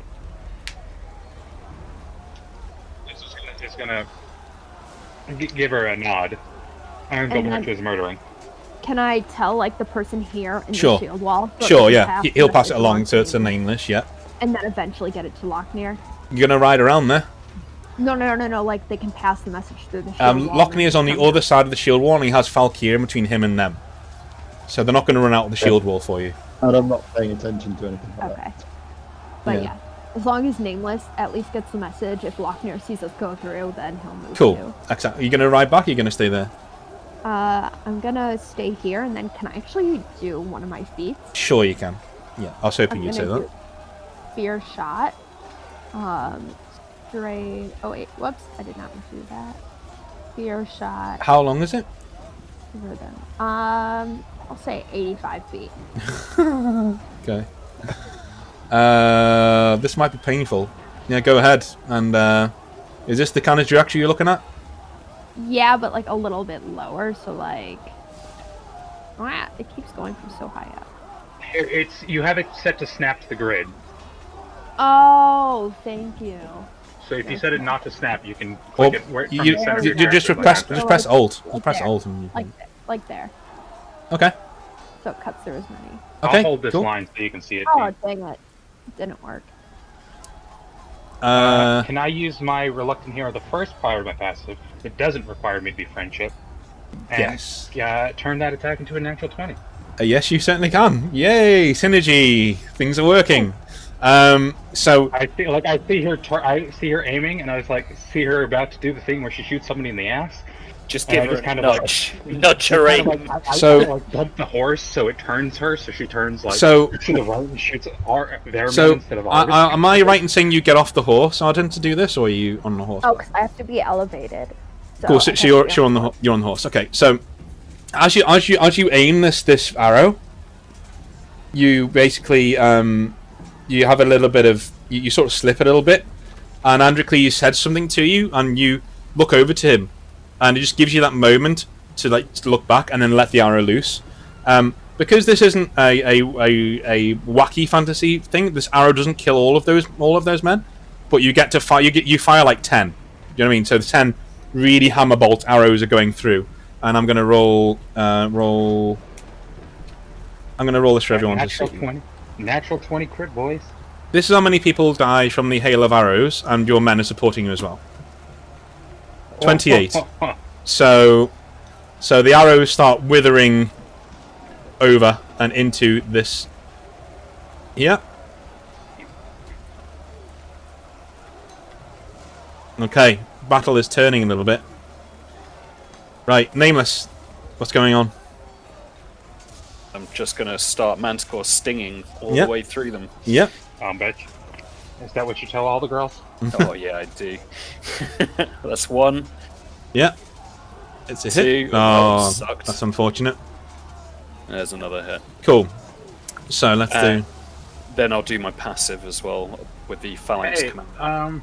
Since we're mostly just trying to get through this, and there's no limit to my reluctant hero activation, mind if I turn one of those into a crit 2? No problem. So that is 20 men are killed by the phalanx as it moves forward. And this is my thingy roll for my phalanx commander rule, and then I need to roll a d6. Treble this because we're in a shield wall, so 9. I'm adding that to my. Cool. Okay, so the phalanxes will now fight with the Falkeer going first. That's how we're doing it. You guys go first, then the Falkeer go, then your men go. That's basically how we're keeping it fair to make, because they outnumber you, but you are very mighty. So 3d20. By the way, Dean, for my helping Nameless, because turning his into a crit, can I have thrown my extra? Because I still have one extra iron axe. Can I have thrown that at a dude to help him?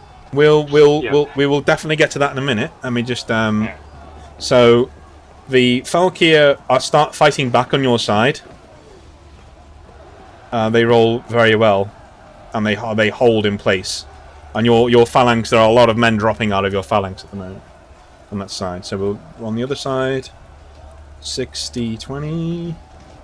Okay. So this phalanx redoubles its efforts and starts chewing into the Lothain men.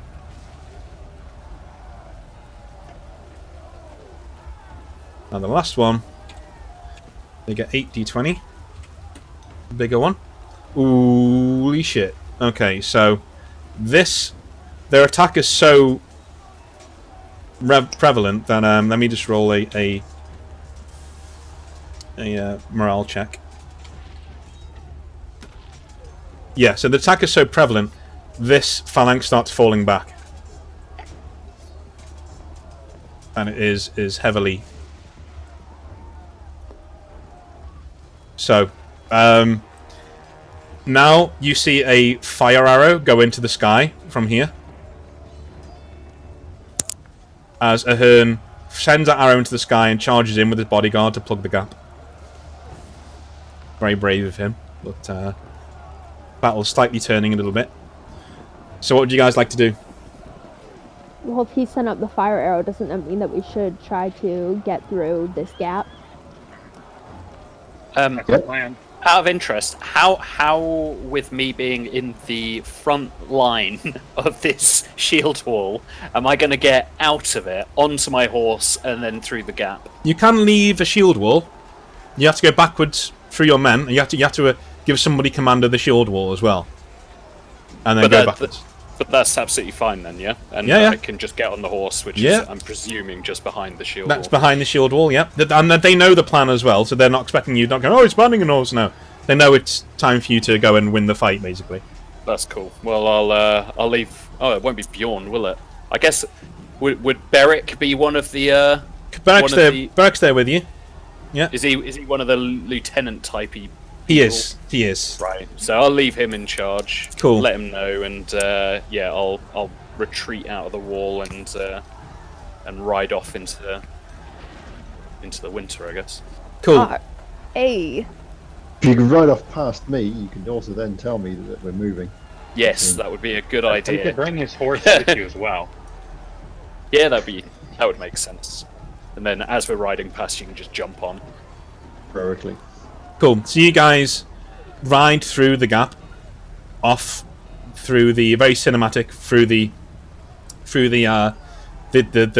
burned abbey here, through all of the wreckage, and the sounds of fighting are left behind you somewhat until finally you come to what looks like an alcove set into the side of the mountains through the marshes. You can see very dim amber light flicking from inside. We have half an hour or so left, and we'll be able to do this in that time if everyone's comfortable, if everyone's okay. Carry on for a little bit to get it finished. Yeah, if I could just go for a bio break. Yep, no worries. We'll have a couple of minutes break. We'll come back at 1:15. Perfect. Everyone's Cool. Right. See you in a minute.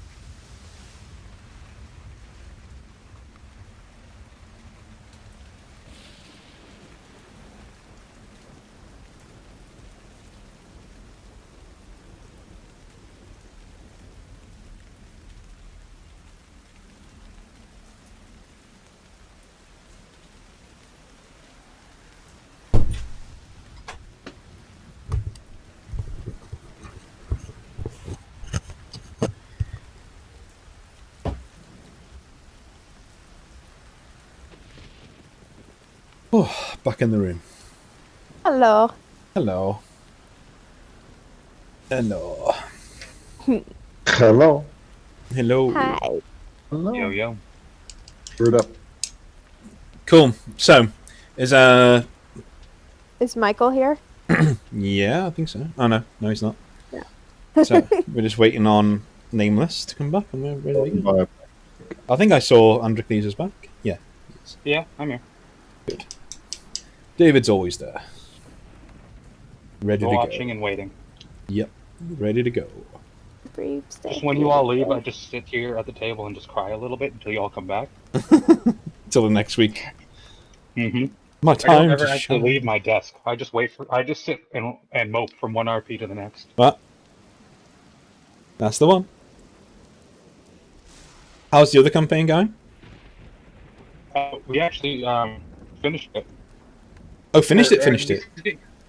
Yeah, well, he's gonna write like a second part and get into it, but we killed the final boss. See, the problem is he let me find a magic carpet. So we actually skipped like 2 whole arcs because I just flew us to the final boss on accident.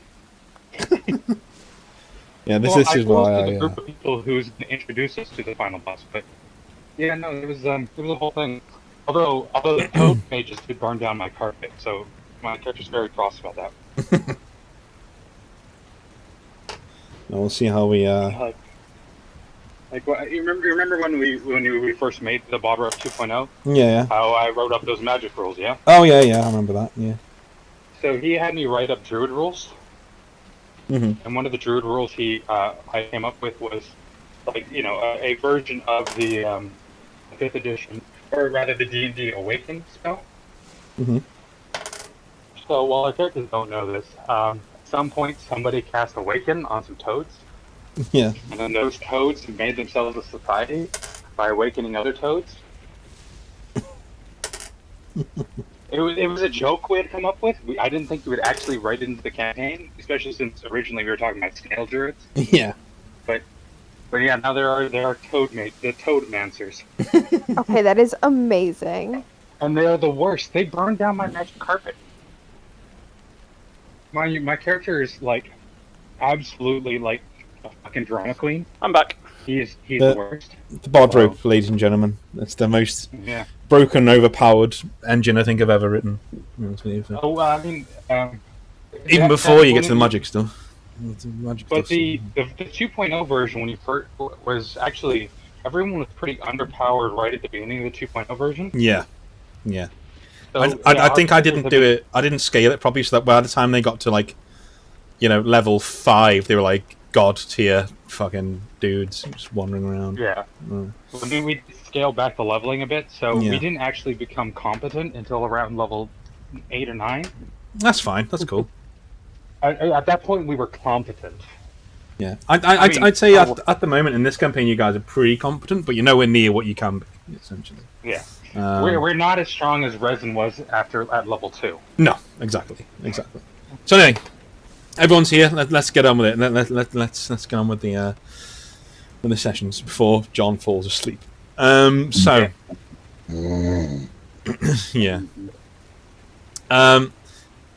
So you find an alcove in the rock where you can see light from within. I'm guessing you're going to go inside. I'm guessing you're going to, or you can, yeah. So you approach the entrance. You can see there are lights in this doorway going deeper into the rock.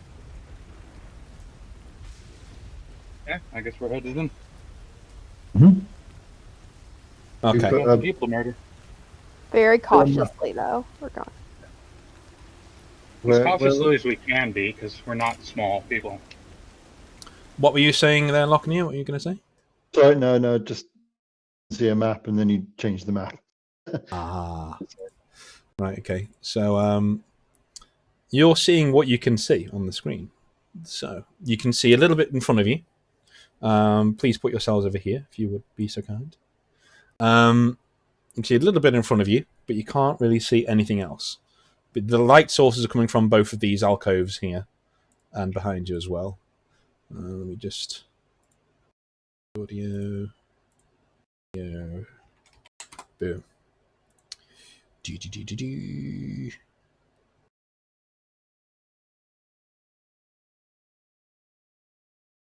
Lovely. Where's Gorthan when you need him? Back to keep, I think. Oh yeah, that was more of a... Probably sleep. He doesn't seem to do much else. He just sleeps and burns things. Kind of a terrifying old man. So, there's only 3 people here at the moment. Where's everyone else? Right, that'll be me. Right. No worries.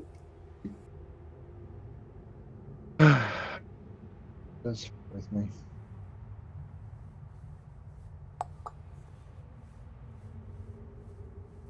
Nice. So, where are you heading?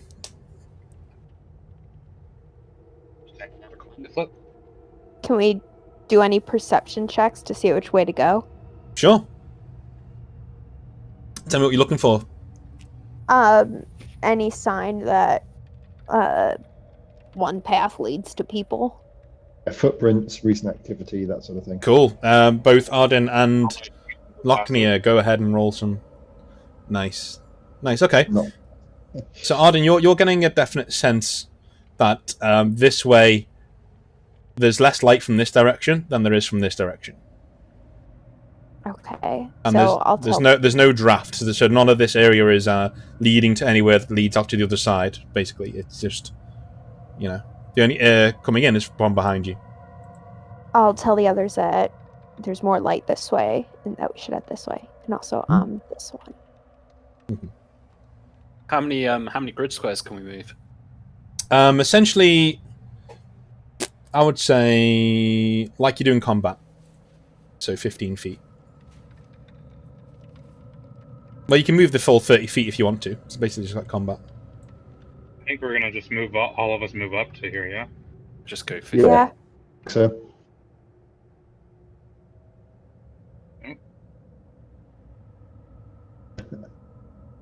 This doesn't look like a trap. All right. So, in here you see a lot of there are a lot of weapons and pieces of armor. There are tables scattered around as well. Most of them have been picked clean. And you see here there are several maps around of the local area and of places that have been highlighted and scribbled off and things like that. And as you're walking past, who speaks Runic here? Who actually speaks the language of the Falkeer? Androcles would and walking. Okay, so anyone who speaks Runic, please roll a perception. And if you're looking at scrolls and stuff, you don't have to be. You can just roll. You can just go straight on if Could you want. definitely be able to read it Okay. after working for them. Okay, so I'd be looking through it, and so looking through as we're going past. okay, cool. Arden's looking too much. Is looking at the surroundings, make sure there's no traps or anything. Androcles, you can see the name of Aulus, who is a lieutenant of the Falkeer, and he is a Reman as well. So that clicks in your head as you're scanning a few things, and you can see a map of the place just before Brindle and a big cross. So obviously in your head you're calculating, well, that means that he's been killed there. So they're keeping tabs here. It's like an information room where they're keeping tabs on things, but it's empty at the moment. I mean, I will collect a whole bunch of this shit to take back with us, because I definitely feel like, whatever happens here. So, whatever I can collect easily. AFK. But do carry on without me. I'll be back as quick as I can. No problem. Yeah. All good. So, Lochnia volunteers to stay and look around this room and look around the other room that you missed as you move on. So what would you guys like to do? Continue on. Once Androcles has collected enough of things of import, are any of these axes like Falkeer hand axe quality, or are they not as good as yours? No. These are all grunt weapons. Grunt weapons. Yeah, because I've got the one steel axe and then the one Falkeer axe at this point. Who's moving forward? Is that Nameless?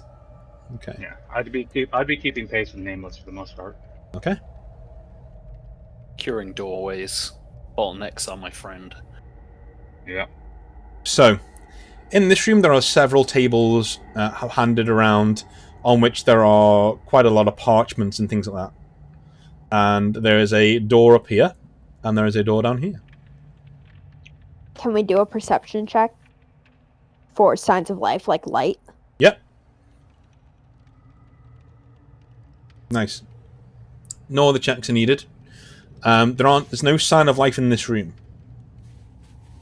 I meant more for which tunnel to take. Whether to go forward. There is light coming from under both of the doors. There's light in this room, coming from lots of braziers and torches in them, and there is also light from this room as well.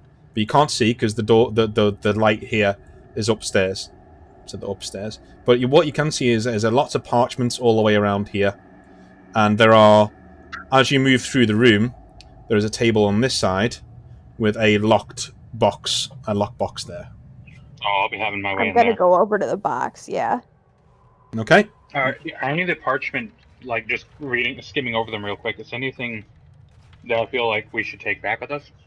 From the scans, yeah, you can see there's all the useful information, troop deployments, how much resources they've got and things like that.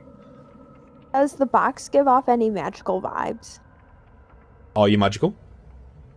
No. You have no Stormblood. Then you wouldn't know. Okay.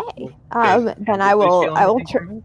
I'll turn to the others because I don't want to open a booby trap and ask them. Androcles, you also do not feel anything. Yeah, well, Androcles wouldn't know, actually. He doesn't know he has any Stormblood. Mm-hmm. So he would just open a box. it doesn't do open. any of the other two? It's open. It's not open. It doesn't lock. It's locked. Smash it. I mean, unless Arden's going to open it carefully, Androcles is going to open a box. Okay. He's going to take a step back while he does that. So you just get like a knife out and just like yonk it. Do a might check for me. Yeah, so you just smash open the lock and open it.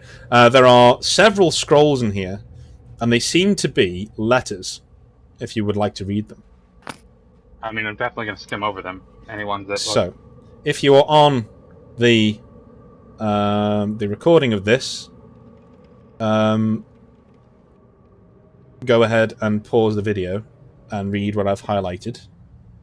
Okay, I will do this so you can see up there as well. In fact, I can probably just do that. There you go. And I'm going to copy and paste these. Okay. Into the chat. Holy moly. Shit. Okay. Give us a minute. Yep, I will give you a minute. Probably should have done the break here. Probably. As Lochner back in the room, is he? He is. Cool. They've just come across a room with several. It's like an intelligence room, basically. There's several scrolls around here. There's a locked door up here, and there's a locked door down here. There's more light coming from up here, but it's upstairs. This is just for Androcles at the moment, and Androcles, if you wish to give this to anyone else, you can do, or they may ask to see it. Read through it first and see if it's something that I am comfortable with them knowing. Okay.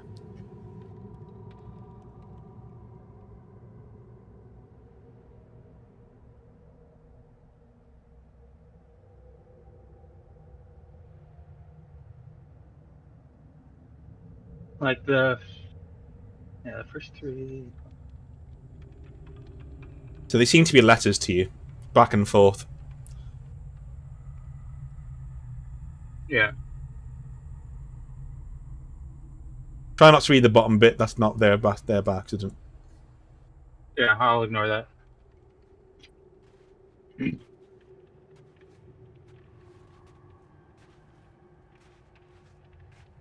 Okay, so there's nothing here in reference to anything he doesn't want said. Since he's had a couple of visitors, so in fact, if you could, because that's gonna freak me out. So what we're gonna do is do this. I want to copy and then paste. Bang. I should do it. I have rewritten the session since then a couple of times, so not that big of a deal. Yeah. But if you don't spoil anything for yourselves, don't read forward. You can read now, but like. So I will pass these letters around, or I won't pass the letters around because I don't know that they can read it, can they? Yeah, Arden. Well, we all worked in the Falkeer lands, so Arden would have been able to read the language, but not necessarily able to speak it. So it is much colder outside. We need to get and kill this woman before everybody freezes to death. But read these later. I'm sure. He's nodded down and kind of packed them away. But he's going to turn towards Arden, and because from what Androcles is getting, is the feeling that this is about Arden. Mm-hmm. There doesn't seem to be last year, either Arden or some who Arden would know. Okay. But, you'll need to take a look at these later. Okay, I'm gonna look at him kind of confused. Like, And then should I take pack them more now? and more.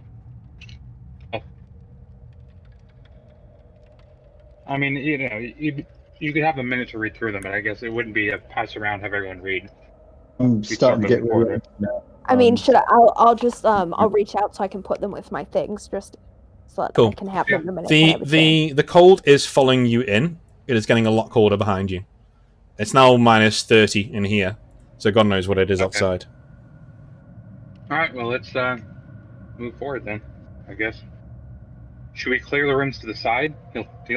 Androcles will ask Namos if he thinks they should clear, and Lochner if they think they should clear the rooms to the side. No. The doors are locked. We Do just we know need to they're carry locked? on through. Then forward we go. Cool. Forward we go. So in this area, there's an alcove on either side, and stairs leading up to the other side of it as well. Is there anything in the alcoves? In the alcoves, there are 2 chests. There's one on each side, and there's also gold coins scattered around the floor as well, with a lot of hay.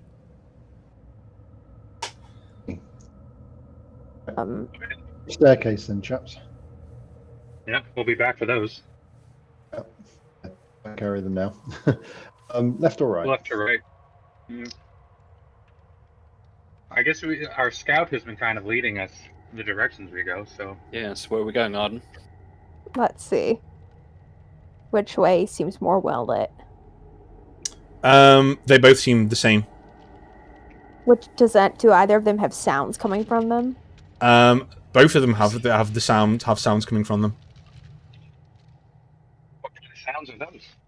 I guess Arden will pick up a coin off the ground and flip it. She'll say heads or tails. I think Androcles is going to try to share a look with Nameless of we're definitely going to die in here. Roll a d2, and 1 is north, 2 is south.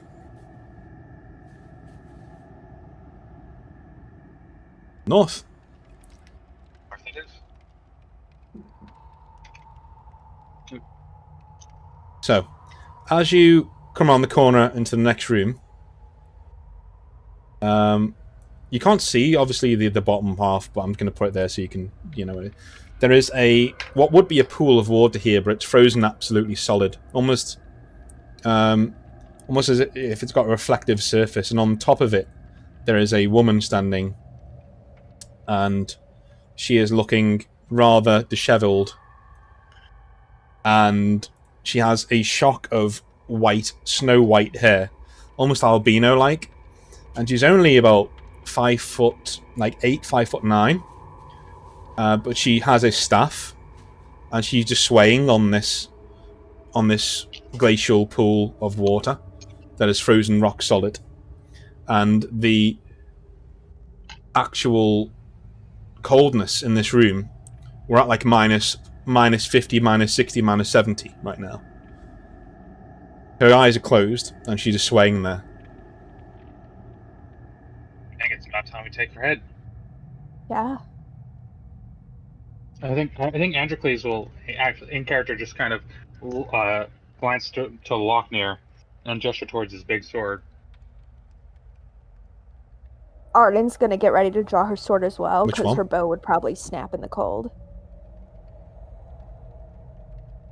Cool. So is Lochner going to walk forward and... Guys, I was on mute just then. Yeah. Cool. Imagine Androcles is going to flank him as well. I don't know if Nameless is joining. Good move, but no. Just There we go. So, Nameless, you're going right up to her just to yeah. Yeah. As soon as you get close to her, her eyes snap open, and I would like everybody to roll initiative, please. Speed plus perception. Oh, Jesus. I think. Arden's going to put 2 in her face. Arden's not fucking around, I'm telling you that much.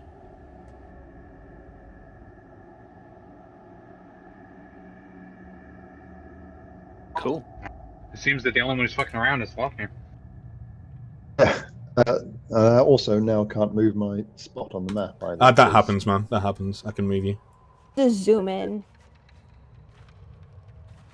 Cool. Zoom On the right-hand side. So, she scores 22.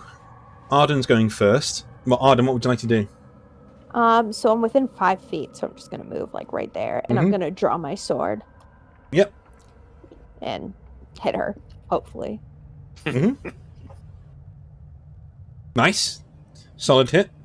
Would you have to carry on? Yeah, I'm just gonna try to hit her 2 more times. Nice. And do you need the damage? Sure. So that is, for both of those, that's 10 aggravated damage. Oh, Jesus. Okay, so she, as your blows come in, they hammer into her skin, and they split the skin. But no blood comes out.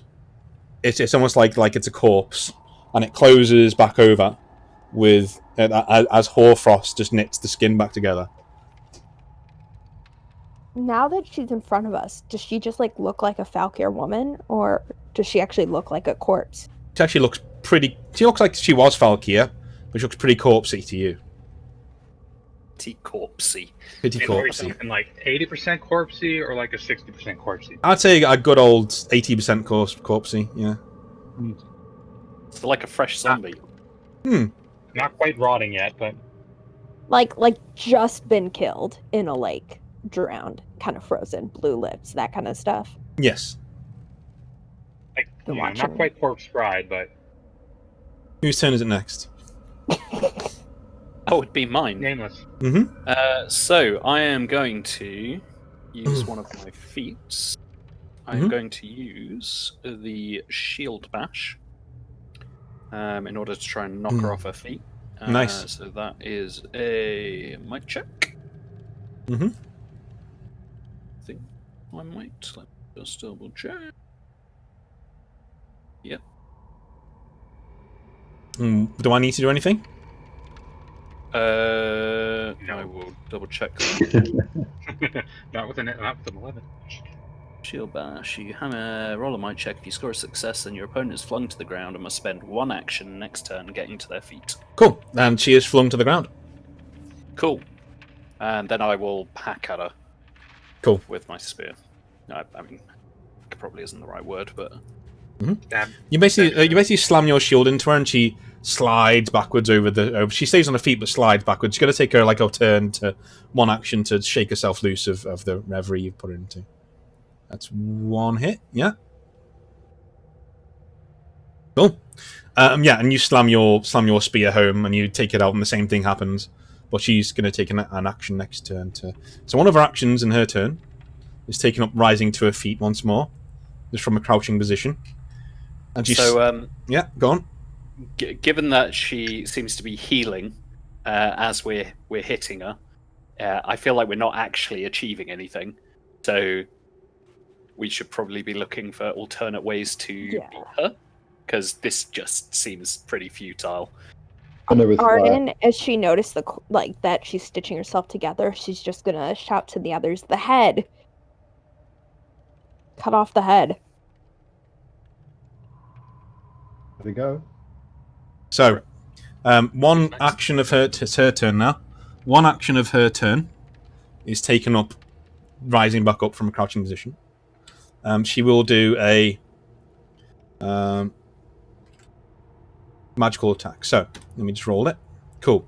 So she slams her staff into the floor there, right next to her, and a cacophony of wind starts piling out. And this is freezing cold wind, full of shrapnel, ice shrapnel. So everyone within 10 feet, that's everyone not Androcles, everyone right in front of her, alright, is going to be rolling a vitality check for me. So roll a d6 and add whatever vitality you have onto it. So every vitality score was... Vitality check. Vitality or how vitality check is you roll a d20 and add how many points you have in vitality onto the roll. Okay.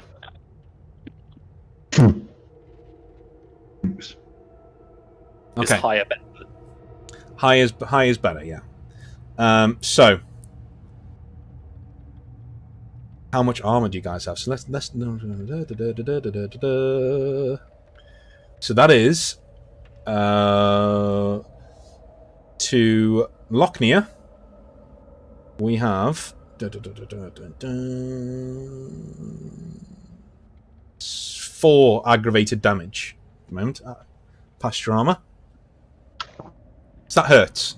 And this time around, she's going to bring her staff around in a long swing on all 3. So we need to do this up. Again. Okay. And this time around, I need everyone to roll a speed check. So it'll be a speed check. Am I in this one? Yes. Okay, Lochnia passed, Nameless passed, Arden failed, and Androcles passed. So. I go fast. That'll be 7 aggravated damage onto Arden as the staff whips round and just smacks you in the head just as you're getting over the stupor of the last attack. I have 1 health point left. And that is the end of her turn. I need to back up a little there. I don't think I can because it's not my turn. On my turn. Whose turn is it? Go before her. It is my turn. Mm-hmm. So I'm going to kind of come up and just try to use that 15 feet to just be behind her-ish. Yeah. We're not all in the same direction in case she does some blasty stuff. Mm-hmm. And now we make a little foot with our shapes. And then I'm just gonna go ham with my axes. Go for it.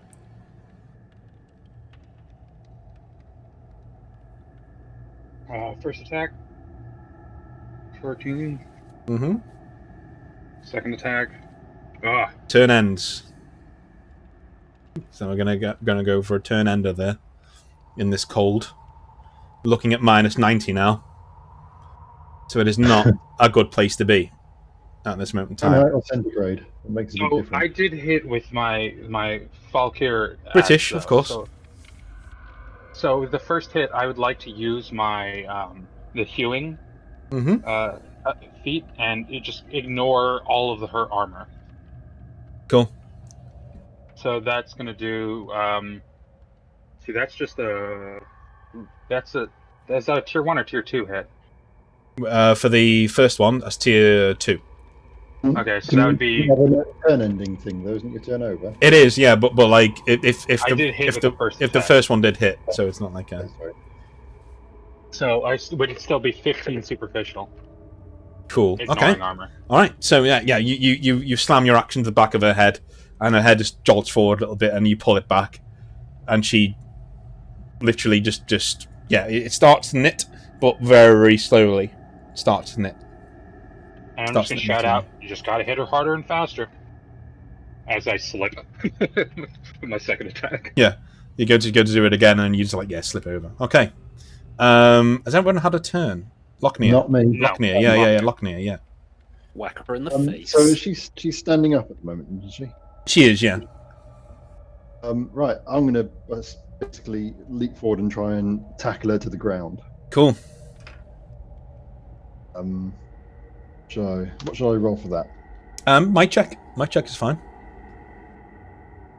Yep, you do so. So you tackle her to the ground, and you are now on top of her. Her skin and her body is so cold, it's painful to the touch. It's like going into a deep freezer and putting your hand on it, and you're not wearing very much.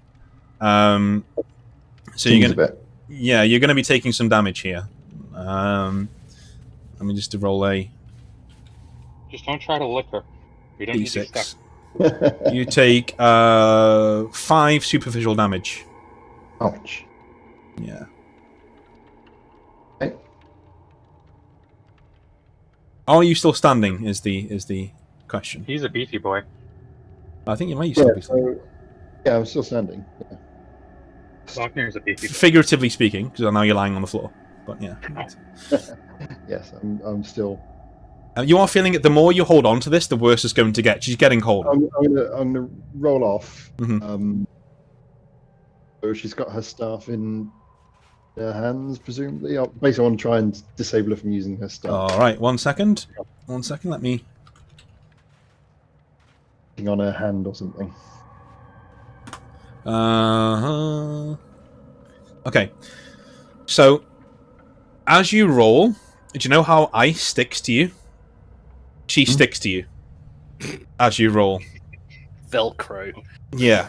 And so as you roll onto your back, it's sort of like, do you know that really cheesy scene in Attack of the Clones when like Padme and Anakin are rolling over together? Like they're like really, it's like really horrible. Like they're actually, really horribly acted. Yeah, I was gonna say, I'm pretty sure Lochner's been in this position before. It's like that. It's like that. So you're rolling over each other, and then she ends up on top.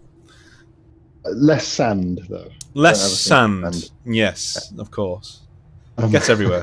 There wasn't any sand in that scene. It gets everywhere. No, but he does have a penchant for sand, as our Anakin. Anyway, yes, let's go back to the point.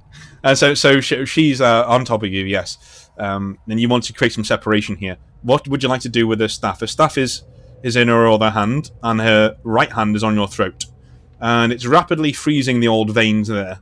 We're going to be taking some more damage if you don't do something soon. As in now. Right. Hold on. So one hand's holding the staff. One hand's holding the staff, and the other hand's holding your throat. One hand's on my throat, and I'm on my back. Yes. You should try to fuck your way out of it. And to point, look at the thing I just sent.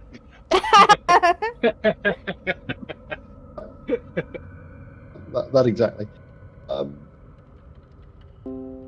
Crumbs. Okay. I'll try and butt the shit out of her. Cool. Mic check. Grab the back of my head and just smash my head into her face. Yeah. Nice. So you hammer your face into hers, and she reels back. So you're not going to take any damage, but she's still on top of you. Okay. As we roll for initiative for our second round, or maybe the last one of the campaign if this carries on. But let's. Oh dear. Okay. Yep. 22. Hold on. Initiative. 23. Nameless. Nothing here. You're gonna have to hope your friends get you out of a jam. Okay, that's Nameless's turn. So I am going to grab her by the hair, and I am going to try and decapitate her. Yank it back. Yeah, Ooh. Give her a good hair tugging. Go for it. Oh dear. God damn. Can I use my And I'll do it passive again. on that? Or Oh yeah. can I use my Reluctant Hero on that? Doesn't it say that you have to be? Oh yeah, you can. Of course you can. Yeah, and just turn his attack. Give it one of my actions to turn that attack into a nat 20. Yep. Yeah. That's fine. I'll do that. So, you Can I just kick her? You stab inwardly into her throat and pull the blade back, and actually punctures in right to the bone, and you start pulling. And in response, she shoves her staff into your face. How does she? Isn't she facing downwards? Yes. How?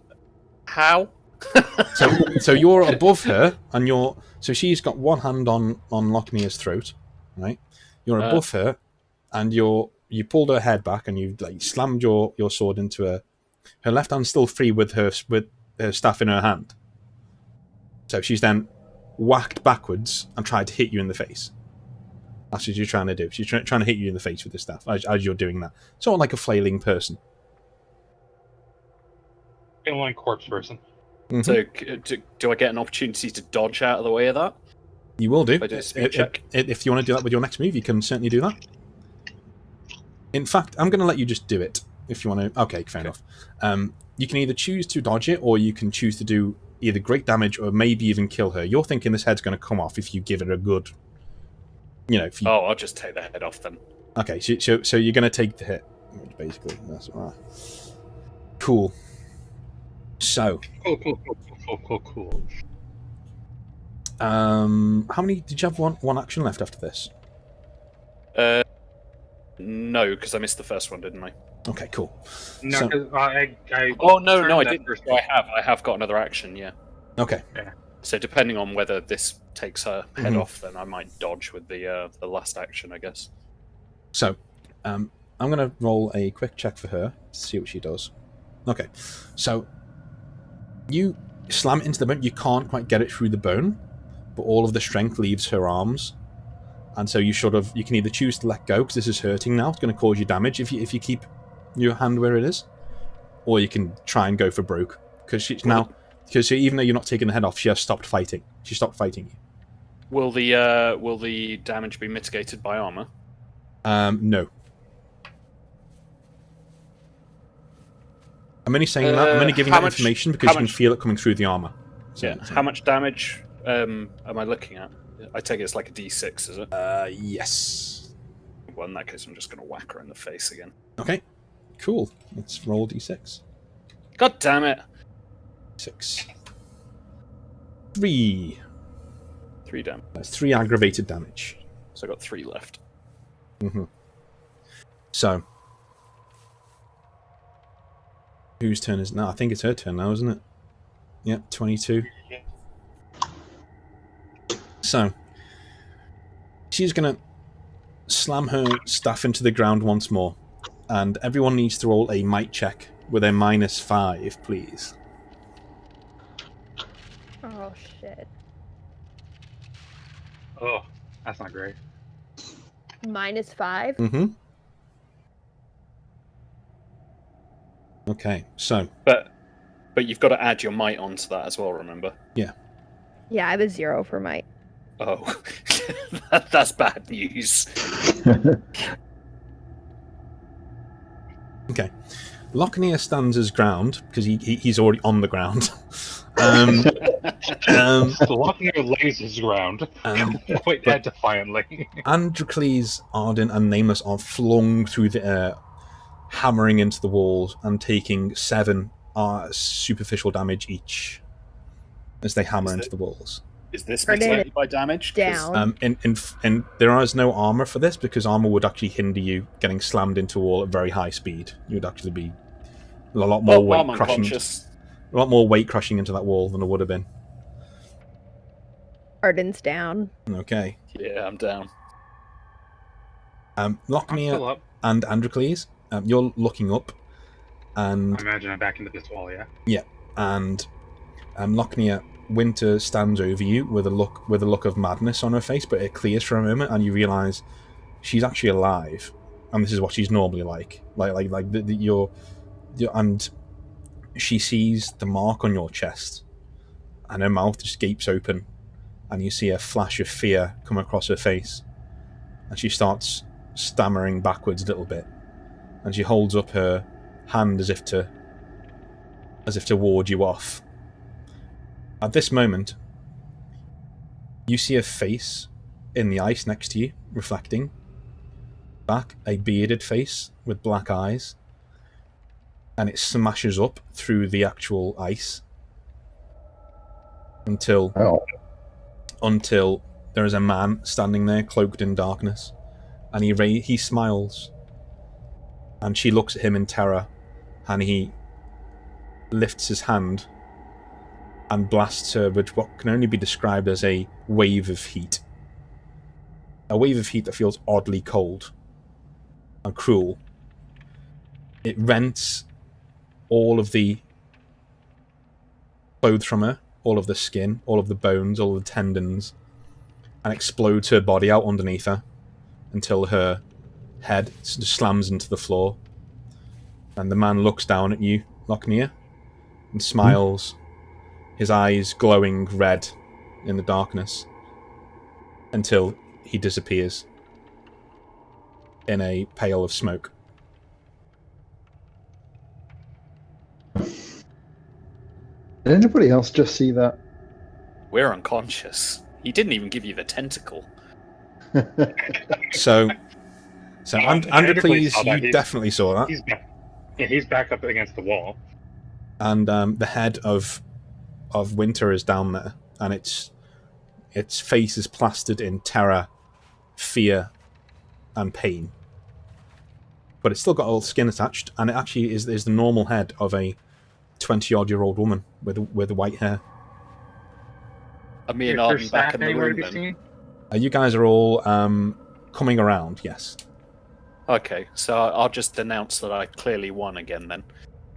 All of you guys are all of you guys are swimming. This is actually clear water now.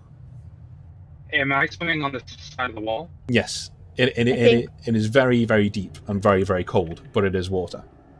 Androcles, if you get us some cocktails, guys, we'll just sit here and chill for a bit, I think, and fill you in on what happened. In the freezing cold water, yeah, we'll get hypothermia. But it's all good. And before the other two wake up, right after this happens, since Androcles and Lothain would be the only ones immediately awake as it starts, Androcles would say to Lothain, like, and he's going to point at the crow on his chest and says, "We might want to keep that last bit out of this." Yeah, I agree. And then I guess we'll drag the other two out of the water and wake them up, which is, I guess, where. Are you going to help? Up, right? Are you going to help Lothain out of the water, and then we're going to? Yeah, I think it would help all of them out of the water. That would work. That would really work in a cinematic sense, in that you're all in the water, and they are plastered to the side of the wall at this point. They're not really in the water. And as you're getting Lothain out, that's what you say to him, because you see it on his chest, and you say, "Yeah, you might want to." And then you guys pull them away from the rest of the water. Are you guys just going to stagger out and leave? I'm guessing. I'm gonna mutter under my breath, "Break the staff." I mean, would we? Yeah, I mean, we're taking her head. I was going to ask if the staff survived. It did. It is floating on the water. Androcles would probably pick it up just to take with the head. Mm-hmm. And I have a feeling this is going to end up as a repeat of a previous campaign, but, he would pick it up to take with to kind of give as the part of the bounty. Which hand are you picking it up with? Probably his. He'd probably have, just in case something else, he wants to have his main hand handy, so he'd pick it up with his left hand. Never a good question for you, GM, to ask you, is it? Okay. No, so, I mean, I knew from the beginning, but Androcles, doesn't. Okay. Yeah. So as you pick up this staff, hoarfrost crawls all the way up your left arm. Okay. Until it pulses all the way to your neck and your head and your chest. I mean, he would try to drop it immediately. There's no way you're dropping this. Yeah. The water around you... Fuck. The water around you becomes frozen solid until finally the staff explodes and you're thrown back against the wall, completely unconscious. Again, with the walls. Arden, you can see the skin of Androcles is covered in almost like an obsidian layer of white ice all up his left side on his arm. So his face isn't. It's kind of the left-hand side of his face. He looks like a burn victim, but of cold. He's twitching. And the staff is officially dead? It's gone. And as the staff is gone, he returns to the room. It's now almost like it was never there. It's now a perfectly nice, well, as nice cave ruins can be, but it's not minus 80. It's actually okay. You can walk around. But he's still got the burns. He's still got the burns. Oh, that's cool. I'll just turn around and say he was never pretty anyway. How rude. How rude. If I was conscious, that would be totally grounds for another fist fight. So we can go into the details of what you're getting out of this place later. I'm assuming you're going to be bringing your men up here to excavate and take out all of the treasures and stuff. Hell yeah. Yes, fucking lootly. Okay, so you guys walk out onto the battlefield, and you see that the the Falkeer, after their mistress died, their morale completely collapsed, and many of them have been run off. The battle has been won, but there's less than half of your men and Lothain's men remaining on the battlefield. As we return to Lothain that night, there are celebrations afoot for now, and we'll pick those up next time. Brilliant. Cool. That's good. All right. Excellent. Righty. Wasn't too bad. No, it was painless. Yeah, relatively. Stung a bit, but Right. Apart from the scarring and the death and the things like that. But yeah, cheers. We'll give him a mask. It'll be fine. Androcles, I need to write up some new rules for you. So yes. Oh, nothing bad ever came from one of my characters picking up a staff. Yeah, I'm gonna need you to read some lore for me in the meantime. Yeah. And yes, and everyone else. Let me just have a little check here. So, Arden, you got your +1 to swords, didn't you? Yes, training. Do you know how many points or how far away I am from getting a +1 in my longbow? Yeah. Considering what you just did, you would now have a +1 to longbow, according to this. No, hang on. Yeah, so you now have a +1 to longbow. Lochnia, you have a +1 to your greatswords. So that's something for you. And Nameless. You actually have a +1 to your vitality, Nameless, now, which is good. So you got a +1 for the fight with Androcles, and actually holding on to that part of Winter's body has given you another +1. But what we'll do is only when you're attacked by the Falroken. So you're attacked by the Falroken, you get a bit more defense. A bit more defense against cold magic. And Androcles is going to get a whole bunch of stuff next time around. So I'll leave that one. It'll all backfire magnificently. Kind of. So that's it. Vamos. Feel free to go. Cheers for that, Arden guys. is feeling a bit like Elrond on Mount Doom when he's like, throw it into the fire. And Isildur is like, no. I shall put this staff on my cock and make it a big fucking Exactly. Wow, that went somewhere dark. That went definitely a weird place. It's been a while, guys. Bear with me. It's been a while. I mean, it gives them a whole new range of popsicle jokes. Oh, that's actually not bad. That ain't bad. Anyway, I'll speak to you guys later. Yeah, take it easy. Bye. Have a good Cheers. night. Bye. Cheers. Night. So an unexpected finish there. Well, not really unexpected. They're always going to pick up certain things. But thank you very, very, very much for watching, and I will speak to you next time.